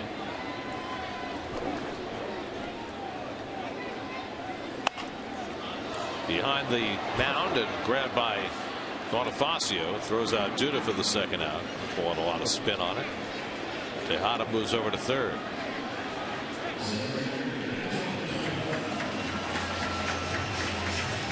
So it's left to Pagan with 2 out.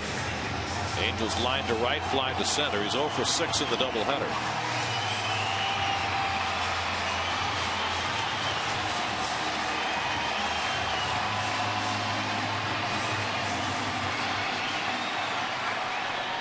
Mets left 10 runners on base in the 1st game, including 7 in the first 3 innings, but 2 runs was enough to win that game. Who knows, maybe 2 runs might be enough to win this game. Corners in against Pagan, runner at 3rd and 2 out.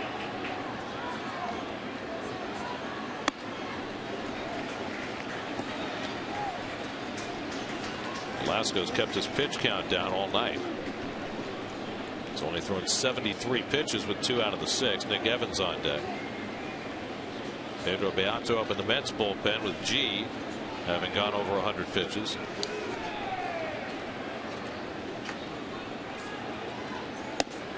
Changeup missing to Pagan, and it's 2-0. See what Pagan's done lately with 2 outs and runners in scoring position. He has been money for better than 2 months. Well, Nolasco knows this is an important run. Of course, it's an important run. Might not get a fastball here, 2-0.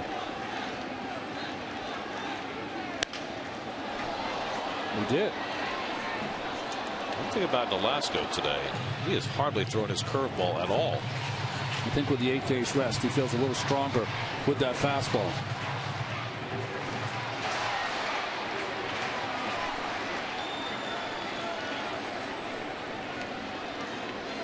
Nice pitch total. 52 of those pitches have been for strikes. Hayes setting up inside, and Pagan fouls it off, and it's 2-2.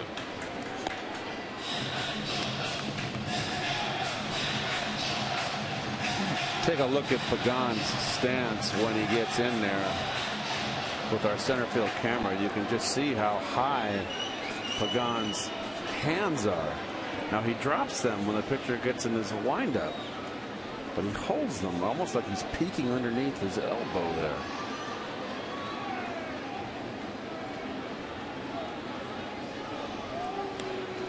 Every time I see a hitter with a knock-kneed stance like that, I think of Moises Alou. That's right.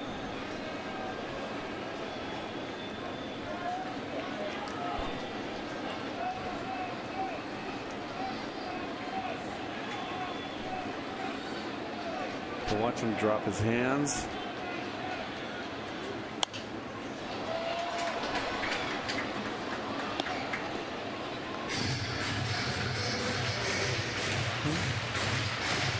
Everybody has their own style, stance, approach, and whatever is comfortable. I'm not one of these guys that wants all these hitters coming out like they're cookie cutters.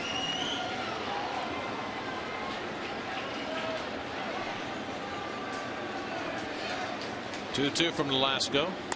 And Pagan bloops one. Shallow center. It's going to fall for a hit. And the Mets regain the lead. Angel Pagan with a bloop single, and it's 2-1 New York.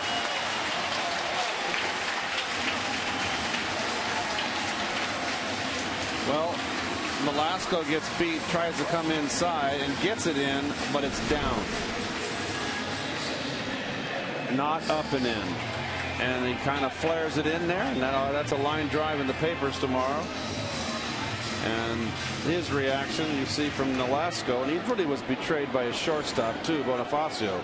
That leadoff base hit by Tejada should have been a routine ground ball. Hardest hit ball in the inning was Wright's ball that Dobbs made a fine play on. Here's Evans with Pagan at first. Should be thinking about running, and time asked for. So the Mets finally get a hit with a runner in scoring position, the first for either side, as Pagan picks up his first hit of the doubleheader and drives in his 47th run. Willie Harris on deck. Evans in this game is 0 for 2, flying to left and struck out.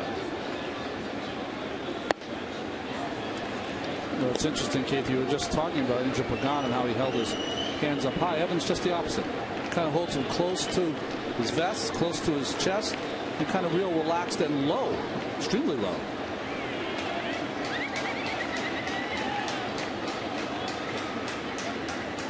More of a classic batting stance there, right? Yes, his bat more upright too.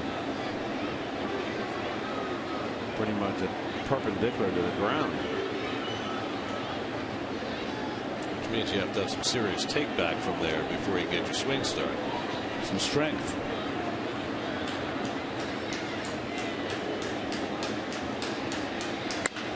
Driven deep left field. Foul. He has some strength.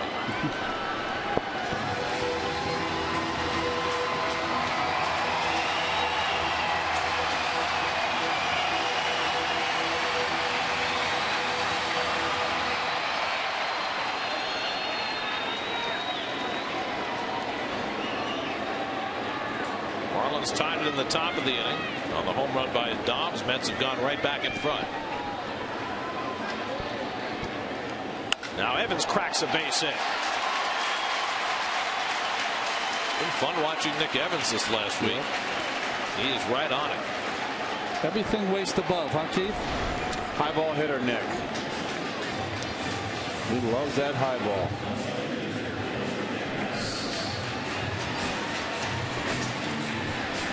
So 3 hits in the inning. That's the first hard hit ball amongst the 3. Randy St. Clair out for a conversation. The Marlins will get their bullpen started. If you're a pitching coach and you're on the bench and you're trying to figure out if your pitcher is starting to loosen, it doesn't matter how many pitches he has. With Nolasco, it's very simple. Does the fastball get up in the strike zone? When it does, I don't know if he's tiring, but mentally he's lost it a bit. So Ryan Webb starting to stretch in that Marlins bullpen. Now Willie Harris with 2 out and 2 on. Willie had a base hit his last time up. He's 1 for 2.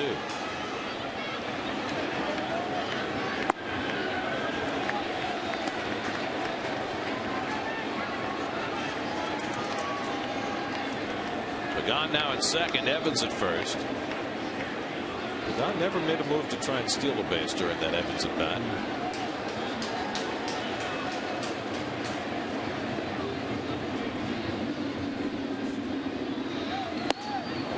Change up by Velasco, and it's 1-1. Well, you can see what the directions from the pitching coach was. Came out and said, hey, you're a little fastball happy right now. Use your breaking stuff.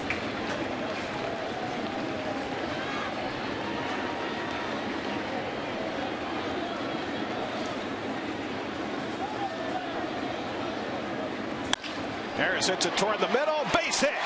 Pagan around third. He's heading home. Willie Harris with an RBI single. And it's 3-1 New York.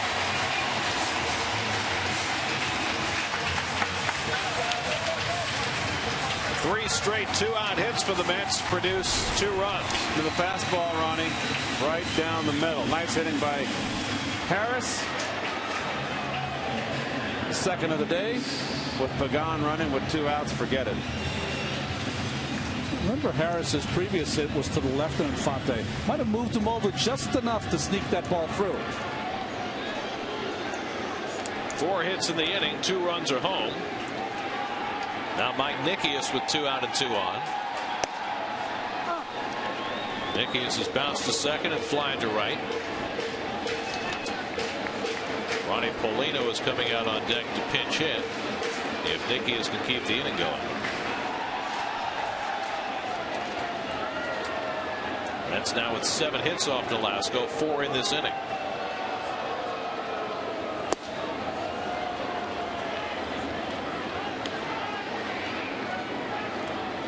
Velasco has struck out only 2 tonight. Evans and Harris the base runners. There's Polino, who can hit but can't catch right now with a broken toe. They have to pitch run for him if he gets on. Velasco ahead 0-2 on Nikias. And Mike will chase that one, 1-2.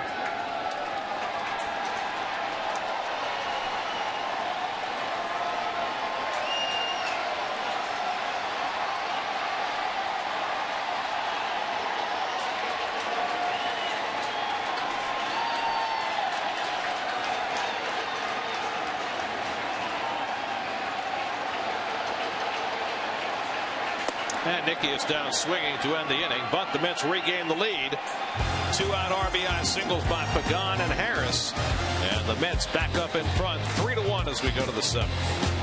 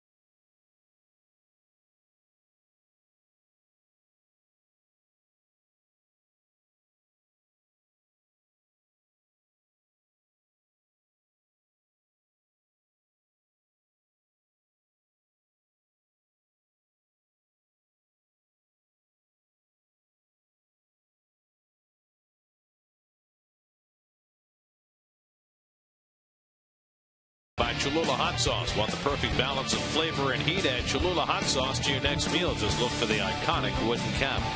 By Geico. And by Corona Light. It only gets better.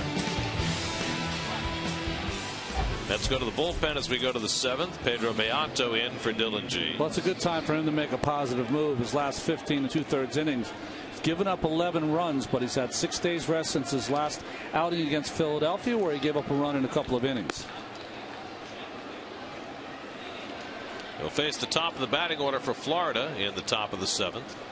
Bonifacio, Infante, and Morrison, the scheduled hitters. Dylan G, 101 pitches over 6 innings.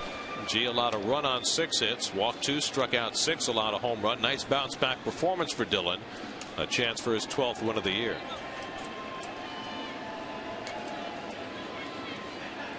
Bonifacio's reached base twice in this game, a bunt single in the 3rd, and then that 11-pitch walk he drew from G in the 5th.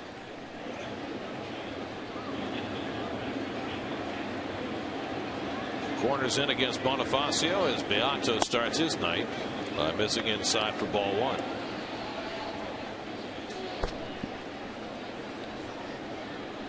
In the last 26 innings thrown by Mets starters, 1 run allowed. That was the Dobbs home run in the last inning. Bonifacio stepping out and taking all the way, 1-1.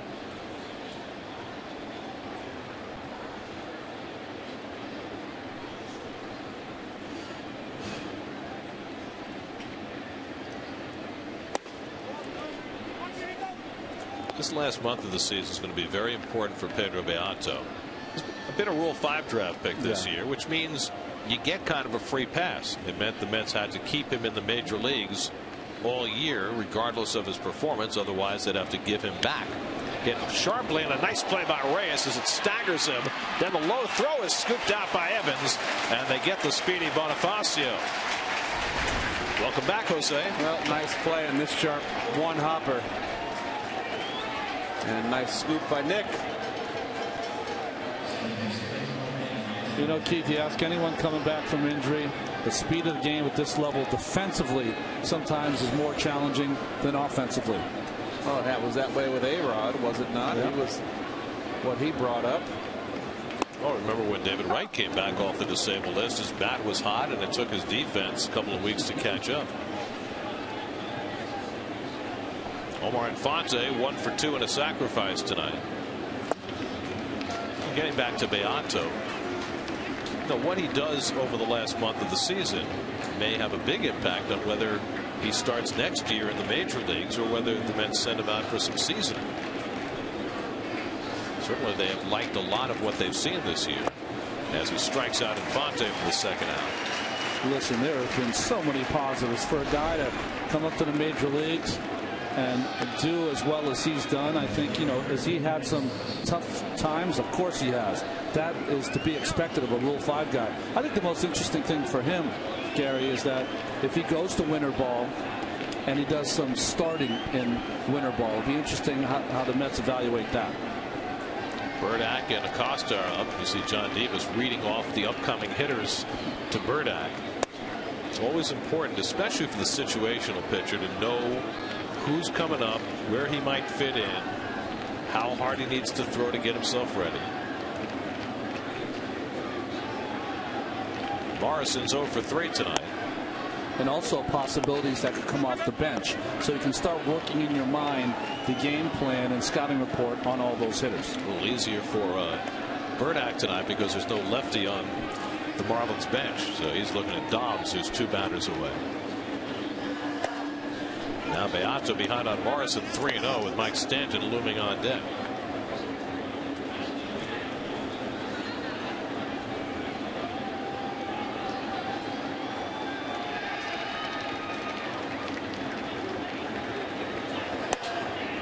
And that's ball 4, and Morrison draws a 4-pitch walk. So after Beato quickly disposed of the first 2 hitters, he walks Morrison. And now Stanton will come to bat as the tying run. Sort of flirting with fire here, isn't he, Ronnie? Especially after you walk a guy in 4 pitches. What are you going to expect if you're Mike Stanton? You can expect the pitcher is going to come right after you with a strike, except he's not going to get a chance. Now Terry Collins is out to make a double switch. So you would presume he's going to bring Acosta into the game here. Which is very interesting that you would take out Beato in this spot and bring in another right-hander. Well, Terry is playing this game to win, not to develop. Jason Pridey comes in. He'll go into left field in a double switch. Call to the bullpen brought to you by Lincoln. Mets nursing a 3-1 lead in the 7th. We'll be right back.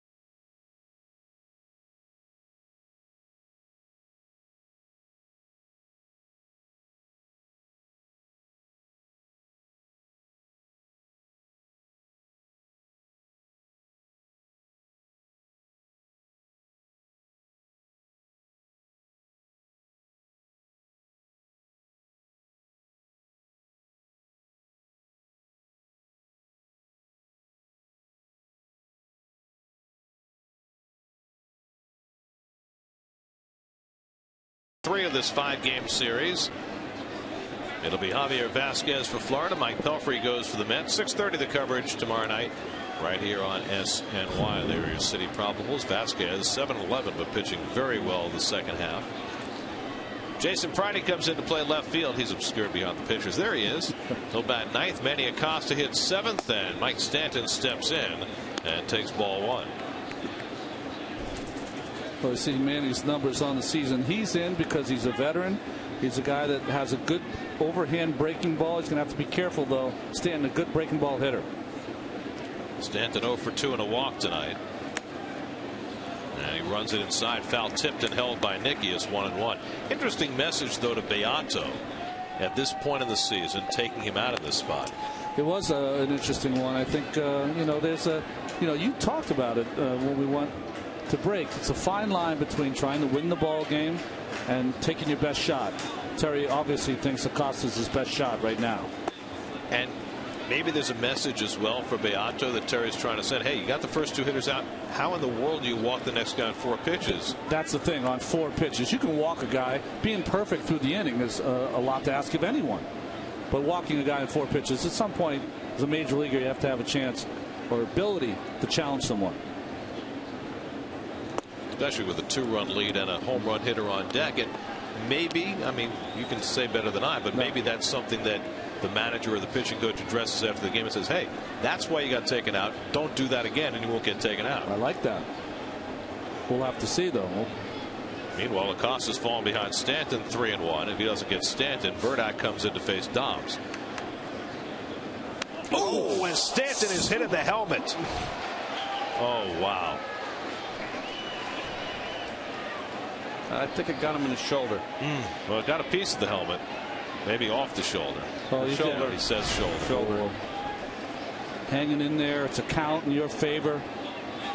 This ball just chased him. Hits him right above the S on Stanton. Let's listen as he gets to his feet. Well, that was scary. So it goes in the books as a hit by pitch. Would have been ball 4 anyway.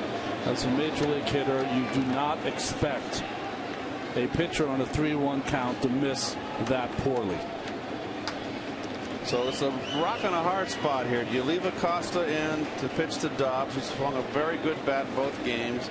The bench on the right side for the Marlins is Mike Cameron, Gabby Sanchez, and John Buck. It wouldn't be Buck. He's the other catcher, but you got a Sanchez. Bring a left-hander in. You want a piece of Gabby Sanchez? I don't think so. And I think that's why Acosta's staying in. Because Sanchez would come in, you could move Lopez to third, and Dobbs is out. Burdick was up before, but no reason to have him up now if he's not coming into this spot. So Dobbs will face Acosta, and Acosta's done well against Dobbs. He's 0 for 4 against him. The Marlins still looking for their first hit with a runner in scoring position. 0 for 8 tonight. Morrison at second and Stanton at first with 2 out. Nice to see that Stanton is okay, because that was scary. So now Acosta needs to dig in.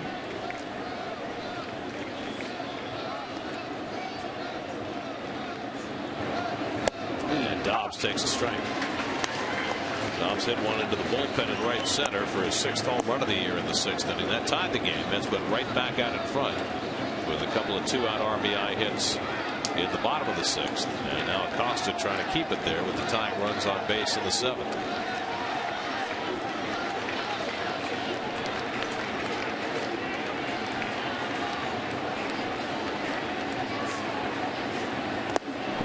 Nice stop by Nikias. Has been doing that all night. 1-1. Boy, oh boy, big stop. That moves the tying runner in scoring position. That ball gets by. Jose Lopez on deck.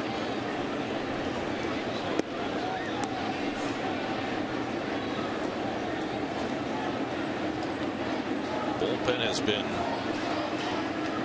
staggering through the last month and a half.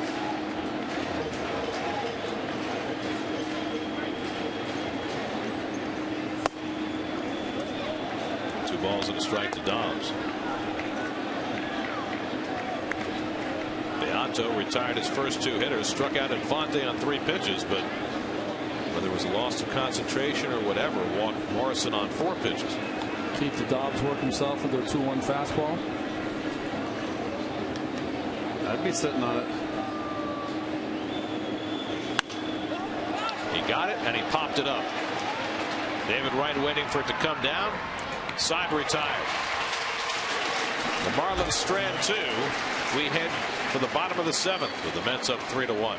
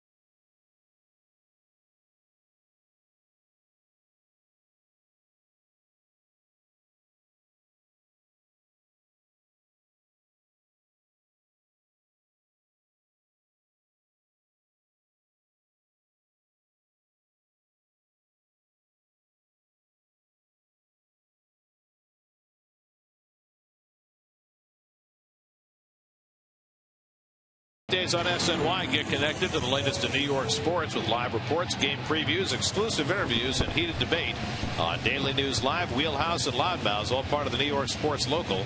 Weekdays starting at 5 on SNY. Steve Cishek, the right-hander. Mike Dunn, the left-hander, up in the Florida bullpen. As the Mets come to bat in the bottom of the 7th, leading 3-1 and bidding for a sweep of the doubleheader. Jason Pridey, who came in the double switch in the top of the inning, bats for the first time. Ricky Nolasco's gone all the way for Florida, and he misses for ball 1. Sorry, Gary. Go ahead. No, that's okay. I'd rather hear what you have to say. Well, this, Pridey's had a tough run here. As a bench player, he had sporadic starting play. He came up, he played a lot, got a couple big home runs early in the year, sat down for a long time, and now he's got to play start for a bit the last 2 weeks or so, and now he's back to the bench. So it's a tough spot for him. Got a start on Friday after Jason Bay was scratched and had a good night. Went 2 for 3 and a walk. He has played very solid defense for the Mets this year.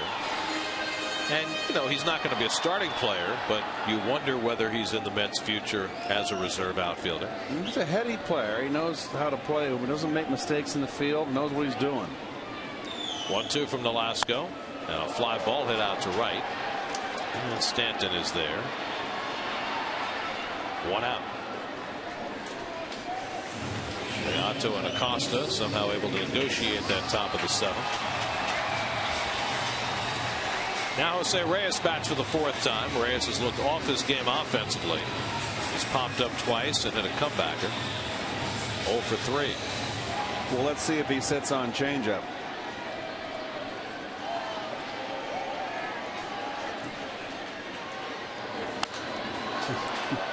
No, he was not. He was looking for some cheddar. Looking for something he could turn around. Looks Jose Reyes 2004 right now, doesn't he? Yeah. Well, last time when he came back from the DL, it took him 1 game to get it back going again. Looped into right center. On comes Peterson, and it drops. And Reyes has himself his first hit of the game. I thought Peterson was going to dive for that ball, but he decided not to. Peterson playing very deep, backdoor curve, got the ball to get in the bat. And for Jose, 1 a day keeps the doctor away.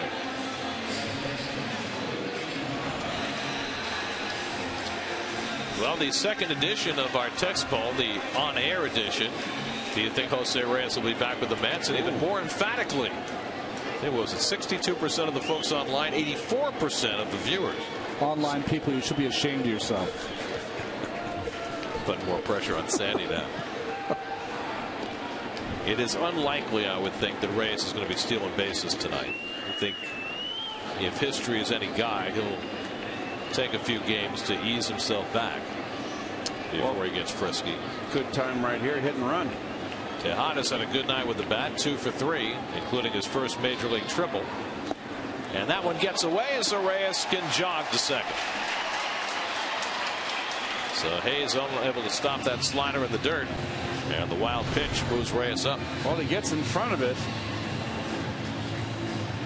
but doesn't use any part of his throwing hand or anything. It just kind of hits the heel of his glove.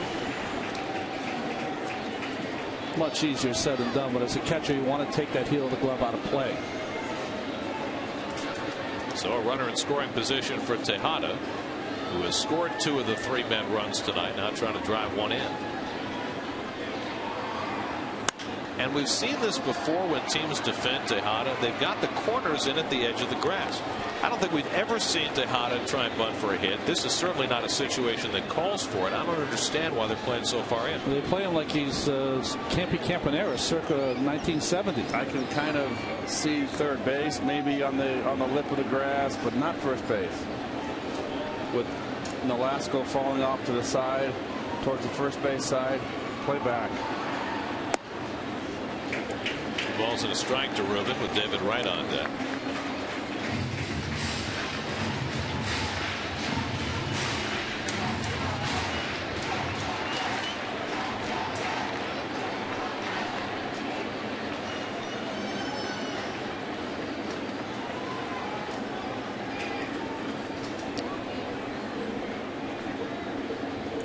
Velasco up to 97 pitches on the night. He's given up 8 hits. Hasn't walked anybody. He's kept his pitch count down, only 3 strikeouts. And Tejada hits one back past the mound. Infante with the backhand play and throws him out. Nicely done by Omar Infante. First to keep it in the infield, and then to throw Tejada out for the second out as Reyes goes to third. Well, nice backhand, and watch the quick delivery. And that's just someone with a strong arm right there. Beautiful play.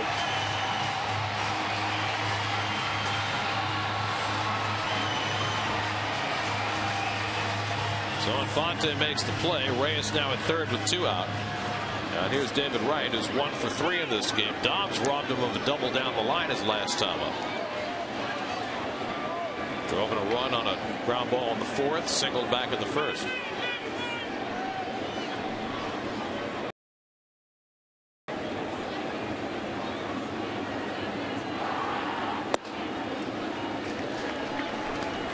I was thinking that first pitch from Velasco might be one to push right off the plate, just to send a message that, listen, our best player, you just hit almost in a coconut.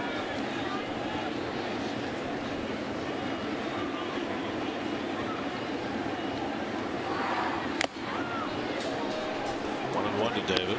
That was the 100th pitch of the night for Velasco, who has not gotten a whole lot of swings and misses in this game.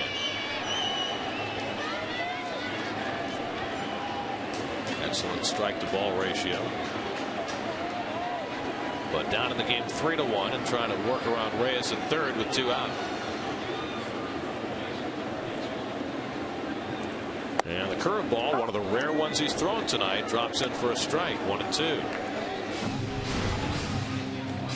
Well, we told you how nasty this pitch is. Gary mentioned he has not thrown it a lot. That tells me it might hurt him to throw it right now at this point in the season. Barking elbow. Yeah. Cishek, the right-hander, Dunn, the lefty, up in the Marlins pen. Velasco ahead 1-2 on right. And David pokes one over the bag. That's a fair ball. That'll bring in Reyes. Wright heads for second as it caroms off the sidewall. Stanton has trouble picking it up, and Wright's at second with an RBI double. 4-1 New York. Well, this ball's off the strike zone. It was outside and low, and David went out with one hand. Look at that. He's just falls up almost 6 inches outside at least. Reach out and touch someone. This is the argument for anyone, that you put the ball in play, you never know what can happen. Ricky Nolasco is done after 6 2/3. The Marlins will go to the bullpen and bring in the lefty Mike Dunn to face Lucas Duda. 4-1 New York in the 7th. We'll be right back.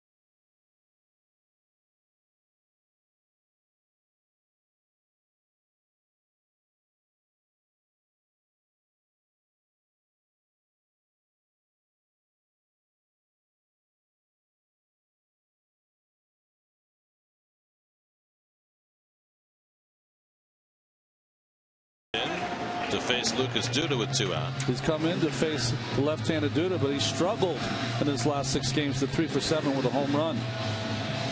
Dunn has given up 9 home runs this year in 57 innings. That's a ton. Ricky Nolasco out after 6 2/3, allowed 9 hits and 4 runs so far. No walks, 3 strikeouts, and a wild pitch. So Duda up 0 for 3 in this game after going 3 for 4 in the opener today. David Wright poking an RBI double over the first base bag. His second run batted into the night to give the Mets a 3-run lead.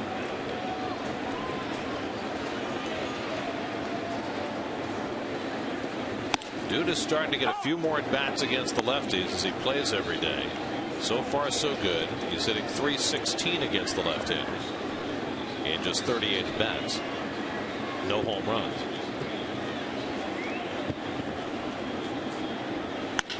Slugs this one to center field. Room for Peterson. Side retired. Mets add a run with another 2-out hit. Lead 4-1.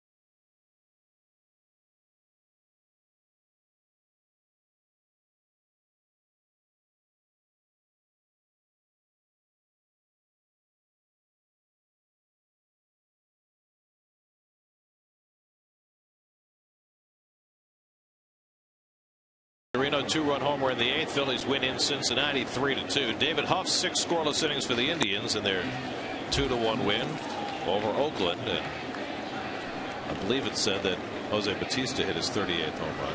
Johnny Damon has 2 home runs in that game, but the Blue Jays in front 7-3. Tampa Bay starting to creep up into the wild card race. Right. They were 6.5 back of the Yankees when the day began. Yankees won. Freddie Garcia came off the DL to give them 6 solid innings. They beat the Orioles 3-2. Probably talked about it in the first game, but Mr. Price had a nice little game last night, didn't he? 14 strikeouts, a new Tampa Bay record. And their young outfielder Desmond Jennings hit 2 home runs in that game as well. Jennings known for his speed. It's the full package, though. It's one of the reasons they would have never been able to sign Call Crawford anyway, but Jose Lopez 1 for 3 on the day, and Acosta falls behind him 3-1. Jose Seda, who has not missed many meals up in the Florida bullpen.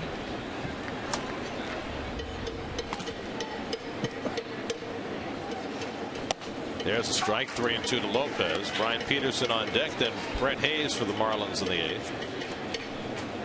Mets got a run in the 4th. Marlins tied it on Dobbs' home run in the 6th. But the Mets with 2 in the 6th and 1 in the 7th, all coming home on 2-out hits for a 4-1 lead and a chance for a doubleheader sweep. 3-2, and Lopez swings and misses at the breaking ball, and Acosta has his first strikeout of the night. One out and nobody out. Let's check in with Chris Carlin. He has a New York State Smokers quit line game break.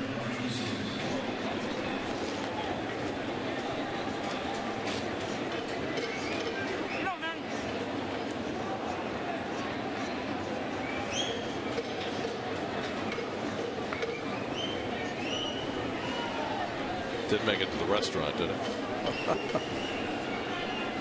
What did he hit? 54 last year? Yeah, only 92 in the last 2 years. And he's the only guy at that kind of lofty rate these days. Although Curtis Granderson's given him a run for his money. There's your American League playoff picture. Rangers beat the Angels last night to open up a 3-game lead. Yankees with their win now 7 up on Tampa Bay in the wild card. Brian Peterson is 1 for 3 on the day. A bloop single back in the second.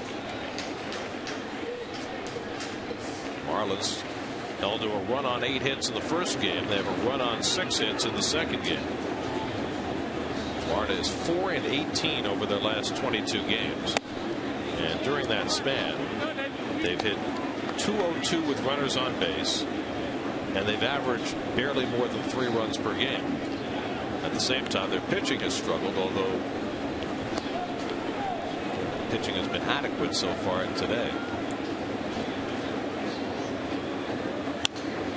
2-2 to Peterson. You got to bring your A game if you're a starting pitcher.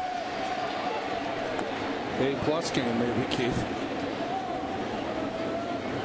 The only 2 runs the Marlins have scored today have come on solo home runs. Gabby Sanchez homered off Bobby Parnell in the 9th in the opener. And Dobbs with the home run off G in the 6th in this game. 2-2 from Acosta. And Peterson fouls off the fastball. 96 from Manny.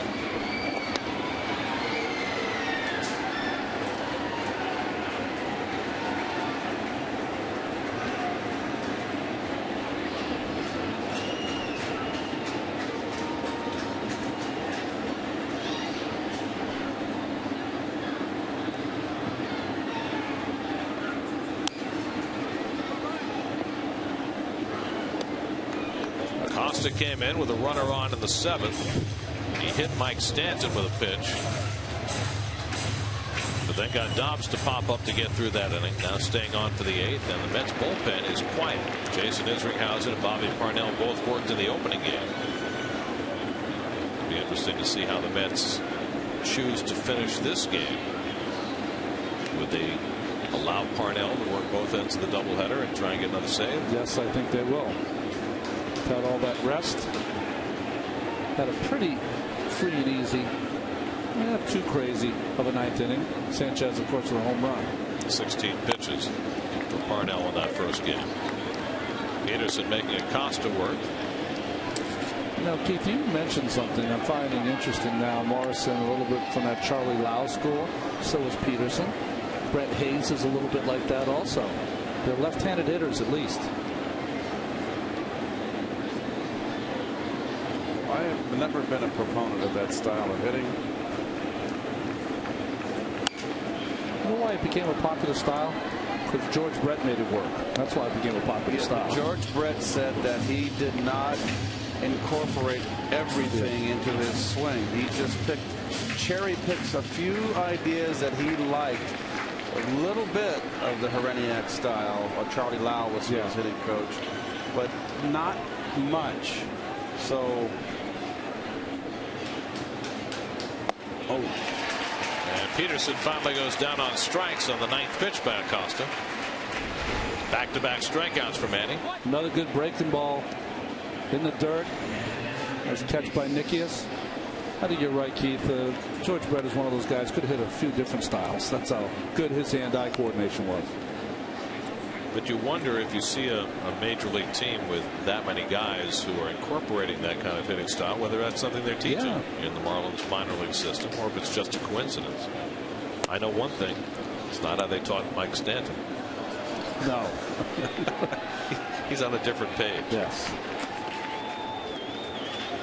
Brett Hayes 1 for 3 in this game. Doubled to lead off the 5th inning. That was one of the innings where Dylan G had to work out of trouble. The Marlins lacked the big hit all day.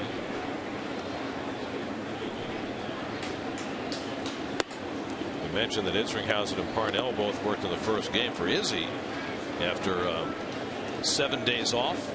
He came in and struck out the side in the 8th, which is the only time he's done that all year.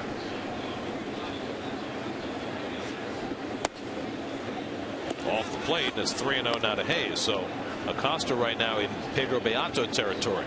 Remember, Beato in the last inning retired the first 2 hitters, then walked Morrison on 4 pitches. Gabby Sanchez has come out on deck to pinch hit if Hayes keeps the inning going, so you could be in the same kind of into the fire situation. Difference is Acosta throws a 3-0 strike. Throw the same pitch.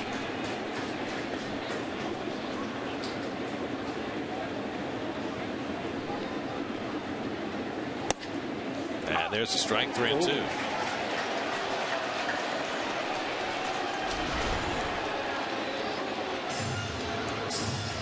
Not so fast. Did he really think that was a ball? Well, it was a late call by Barksdale. It took like just one extra beat before he called that strike. Hayes wasn't trying to show him up.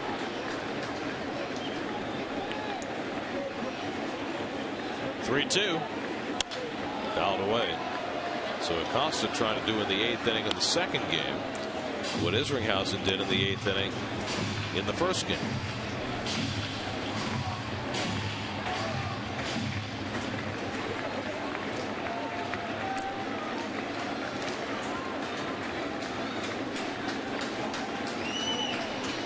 Again the 3-2, and again a foul ball.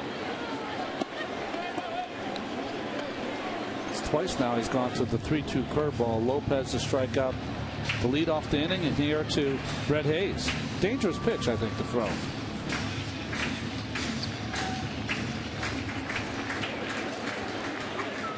You need to avoid walking this man at all costs. Yep.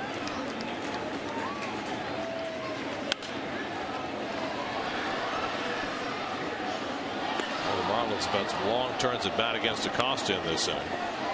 Peterson struck out in a 9-pitch at bat. And Acosta about to throw the 9th pitch of this at bat to Hayes.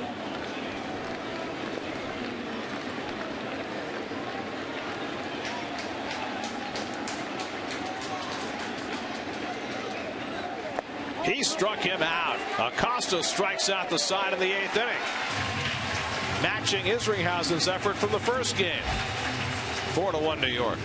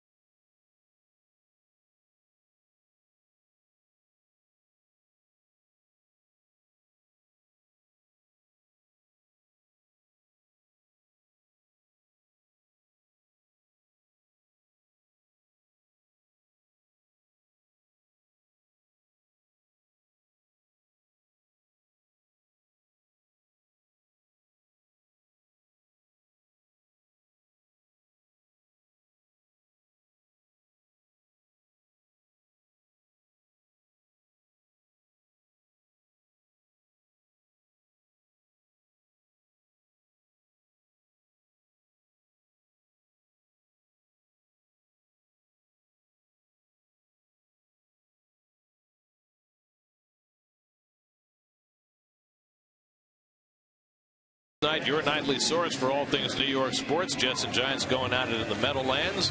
First upset at the Open, and the Knicks have a new employee. Geico Sports Night tonight after the postgame, only on SNY. Jose Seda will dominate the mound in the bottom of the 8th. Well, Sada came over to the Florida Marlins from the Chicago Cubs for Kevin Gregg, who was the closer for the Marlins for those many seasons. He has struggled, though, so far. 6 earned runs in his 12 innings of work. DJ Carrasco on the right and Bobby Parnell on the left, getting ready in the Mets bullpen. Presumably Parnell if it's a save situation, and Carrasco if the Mets stretch their lead. Pagan, Evans in the pitcher's spot due up for the Mets in the bottom of the 8th. Mets are trying to do something they've never done before. They've never swept a doubleheader from the Florida Marlins. One of only 2 National League teams that they've never swept a doubleheader from. The other is Arizona. Right here at Citi, the Marlins, even with the first game loss, of 14-9 at Citi Field. There is tennis happening over across the way. First day of the 2-week extravaganza. Pagan taking all the way. A strike. Angel had a bloop single to drive in the go-ahead run in the 6th inning.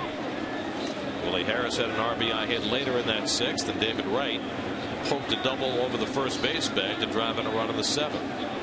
What those 3 runs had in common, all came with 2 outs. Cracked to center, but right at Peterson. 1 out. How many bullets have we seen today caught? Another one there to center field. So 1 out and nobody on. Now Nick Evans had a base hit to left his last time up, 1 for 3.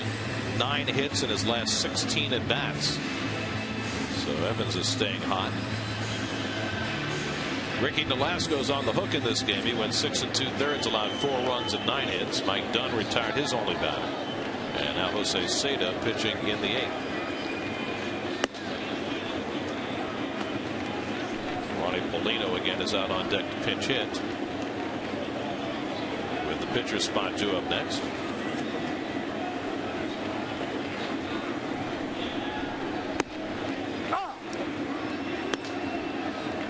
Jose Sada listed at 6'4", 280 pounds. Yeah, he's a big boy.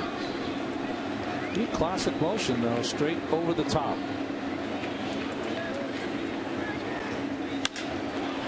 And a classic fly ball deep to left. Morrison back onto the track at the wall. He can't get it. And Evans pulls in at second base with a long double off the great wall of Flushing. And Nick is just on fire. Swinging the bat and with results. That ball's not very high up, and boy, the Marlins are a very challenged defensive outfield. Now Morrison's a first baseman playing the outfield. Now Ronnie Polino will bat for the pitcher Acosta, who's in the 7th spot in the batting order. So Evans 2 for 4 in this game. He's now 10 for his last 17. Polino takes a strike. Ronnie appeared as a pinch hitter Wednesday in Philadelphia and drew a walk, and the Mets had to pinch run for him. They used Capuano as a pinch runner. And we'll have to do something similar if he gets aboard here, which he does not, as Lopez catches the liner and Evans able to get back. So 3 batters in the inning, 2 line drive outs, bracketing a double off the wall. And now Mike Nikias will bat. Looking ahead to the 9th, the Marlins will have 9, 1 and 2 in the batting order, the pitcher's spot, and then Bonifacio and Infante.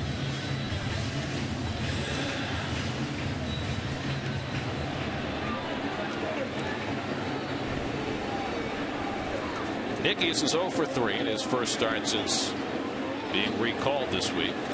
And he lines a base hit into left field. Around third comes Evans. Morrison's throw to the plate is cut off. Now they've got Nikias in a rundown. And they put the tag on Mike to end the inning. But Mike Nikias with an RBI single to stretch the Mets lead to 5-1. Bringing home Evans. We head to the 9th. Mets trying for the doubleheader sweep up by 4.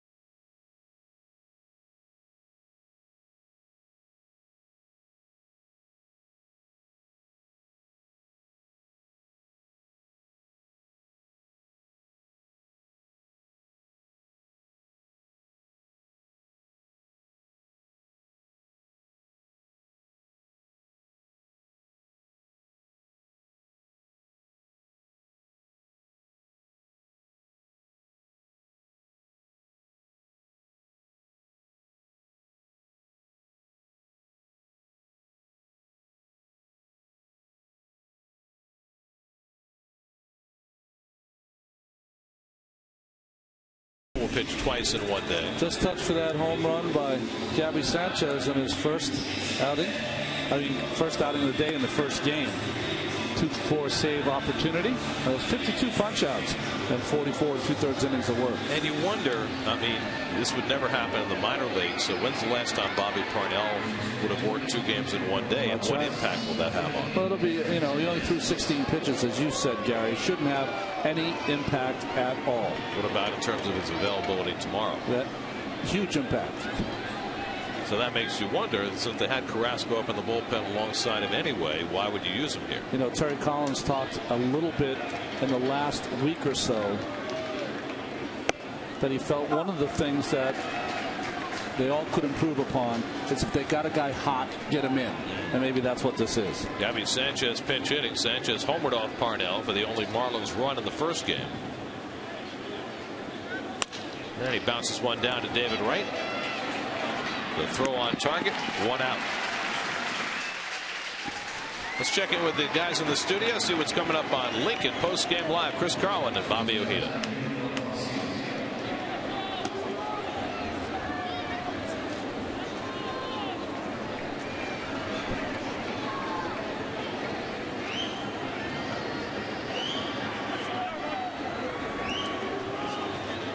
All right, guys, we'll look forward to that after we're done.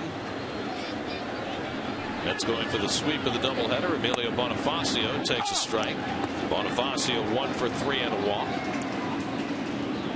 We mentioned in the last 4 years, the Mets had played 13 doubleheaders and had 1 doubleheader sweep. That was last year against the Dodgers here at Citi Field. And now 2 outs away from another. They were swept 5 times and split 7 times, right?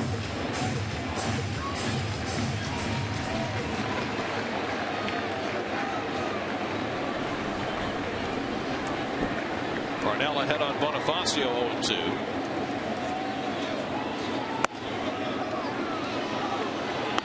Oh, is that split finger? I was going to say that looked like a change or something of that nature. 92 mile-an-hour split finger. Wow. Good time to use it. The Smoltz used to throw that pitch. That's right. Here's the 1-2. And it's a fastball away. He does have that two-seamer that he'll throw to left-handers. Sometimes he gets underneath that ball, but it just runs laterally. Got to get on top, stand tall. 99 up and away, and a full count to Bonifacio. He's just trying to get something started here in the ninth. The Marlins down 4.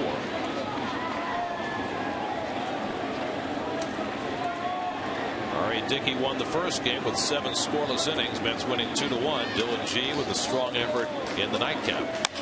Bonifacio with the bouncer. Tough play for Tejada. Safe. Bonifacio with the infield hit, his second of the game. Well, nice play by Tejada. All they can do is come in and field it charging and get rid of it. Bonifacio runs too well. Very close play, but he was safe. So 1 out and 1 on. Now Omar Infante, who is 1 for 3 and a sacrifice. The sacrifice was that incredible play that Tejada made on the toss from Evans, coming across the bag and grabbing it with his bare hand and avoiding a collision. Out to right center and fairly deep. That goes Pagan. He's got it lined up. 2 out.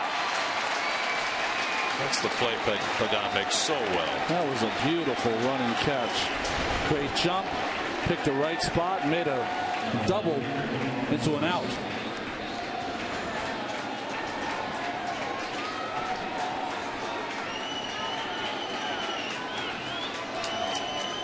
So now the Marlins are down to their final out. Logan Morrison, the batter, 0 for 3 and a walk. By the way, our crack statistician Dave Freed did research. Not the first time Parnell's pitched in both ends of a doubleheader. He did it in 2009 against the Rockies here at Citi Field. But first time he's done it in the ninth inning. I knew that Dave was a good statistician, but I didn't know he was a crack statistician, Garrett. They call him the Ernie Banks of stat men. Let's play 2.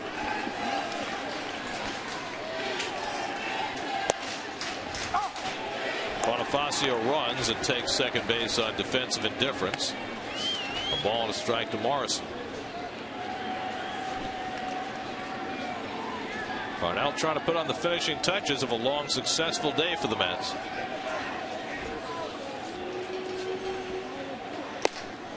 Two balls and a strike to Morrison.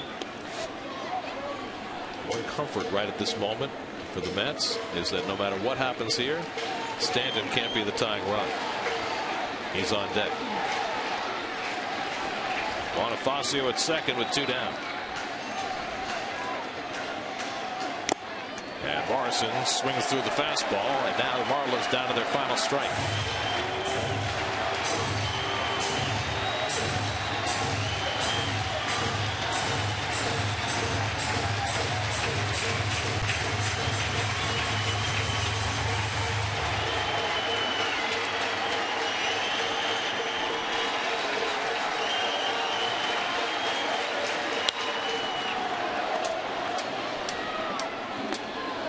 Morrison 1 for 7 in the doubleheader today. Stanton would be next.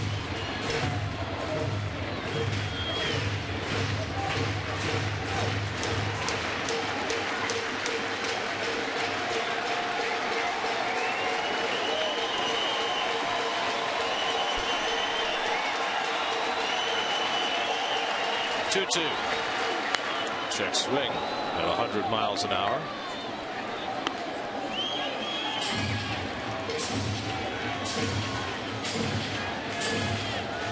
Parnell always seems to gain velocity as his outings proceed.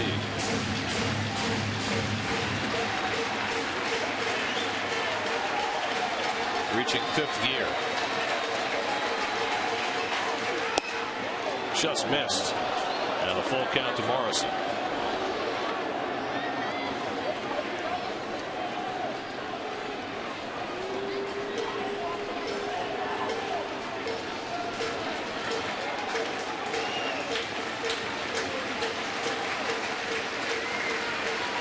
Now the 3-2.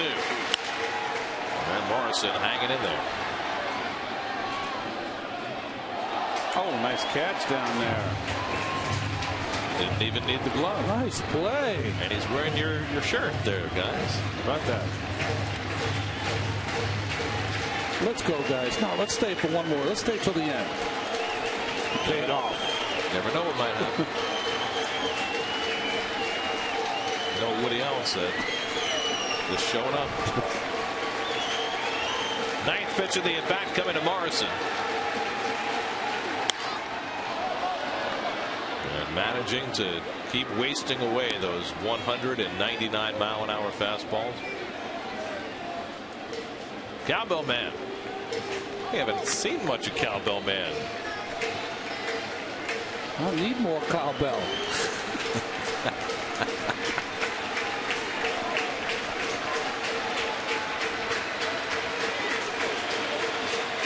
To Logan Morrison. He struck him out, and the ball game is over. Bobby Parnell puts on the finishing touches for Dylan G, and the Mets have swept a doubleheader from the Florida Marlins for the first time. Their fourth consecutive win. Well, congratulations to Dylan G, his 12th win on the season, and even more importantly, I think got that win because of the work of Manny Acosta. In the inning, a third of work, and the 8th inning, he struck out the side. Well, Mets offensively got 2 hits out of Tejada. He scored 2 runs after an over in the first game. Jose Reyes back in the lineup. Got a base hit. It was a blooper, but it's okay. It's a line drive in the paper. He wound up scoring a run. RBI, 2 RBI from David Wright. An RBI from Nickias, which was nice to see. He doesn't get to play a lot. He went 1 for 4. Nick Evans from a good bat. So 11 hits by the Mets in this game. 5 runs. They sweep a double dip. So after sitting around for a couple of days, unable to play because of Irene, the Mets make up for lost time. As you look at the Wise game summary, a great run of starting pitching here. Capuano on Friday, and now Dickey and G today. Mets win the nightcap 5-1 to sweep the doubleheader. More coming up from Citi Field in just a moment.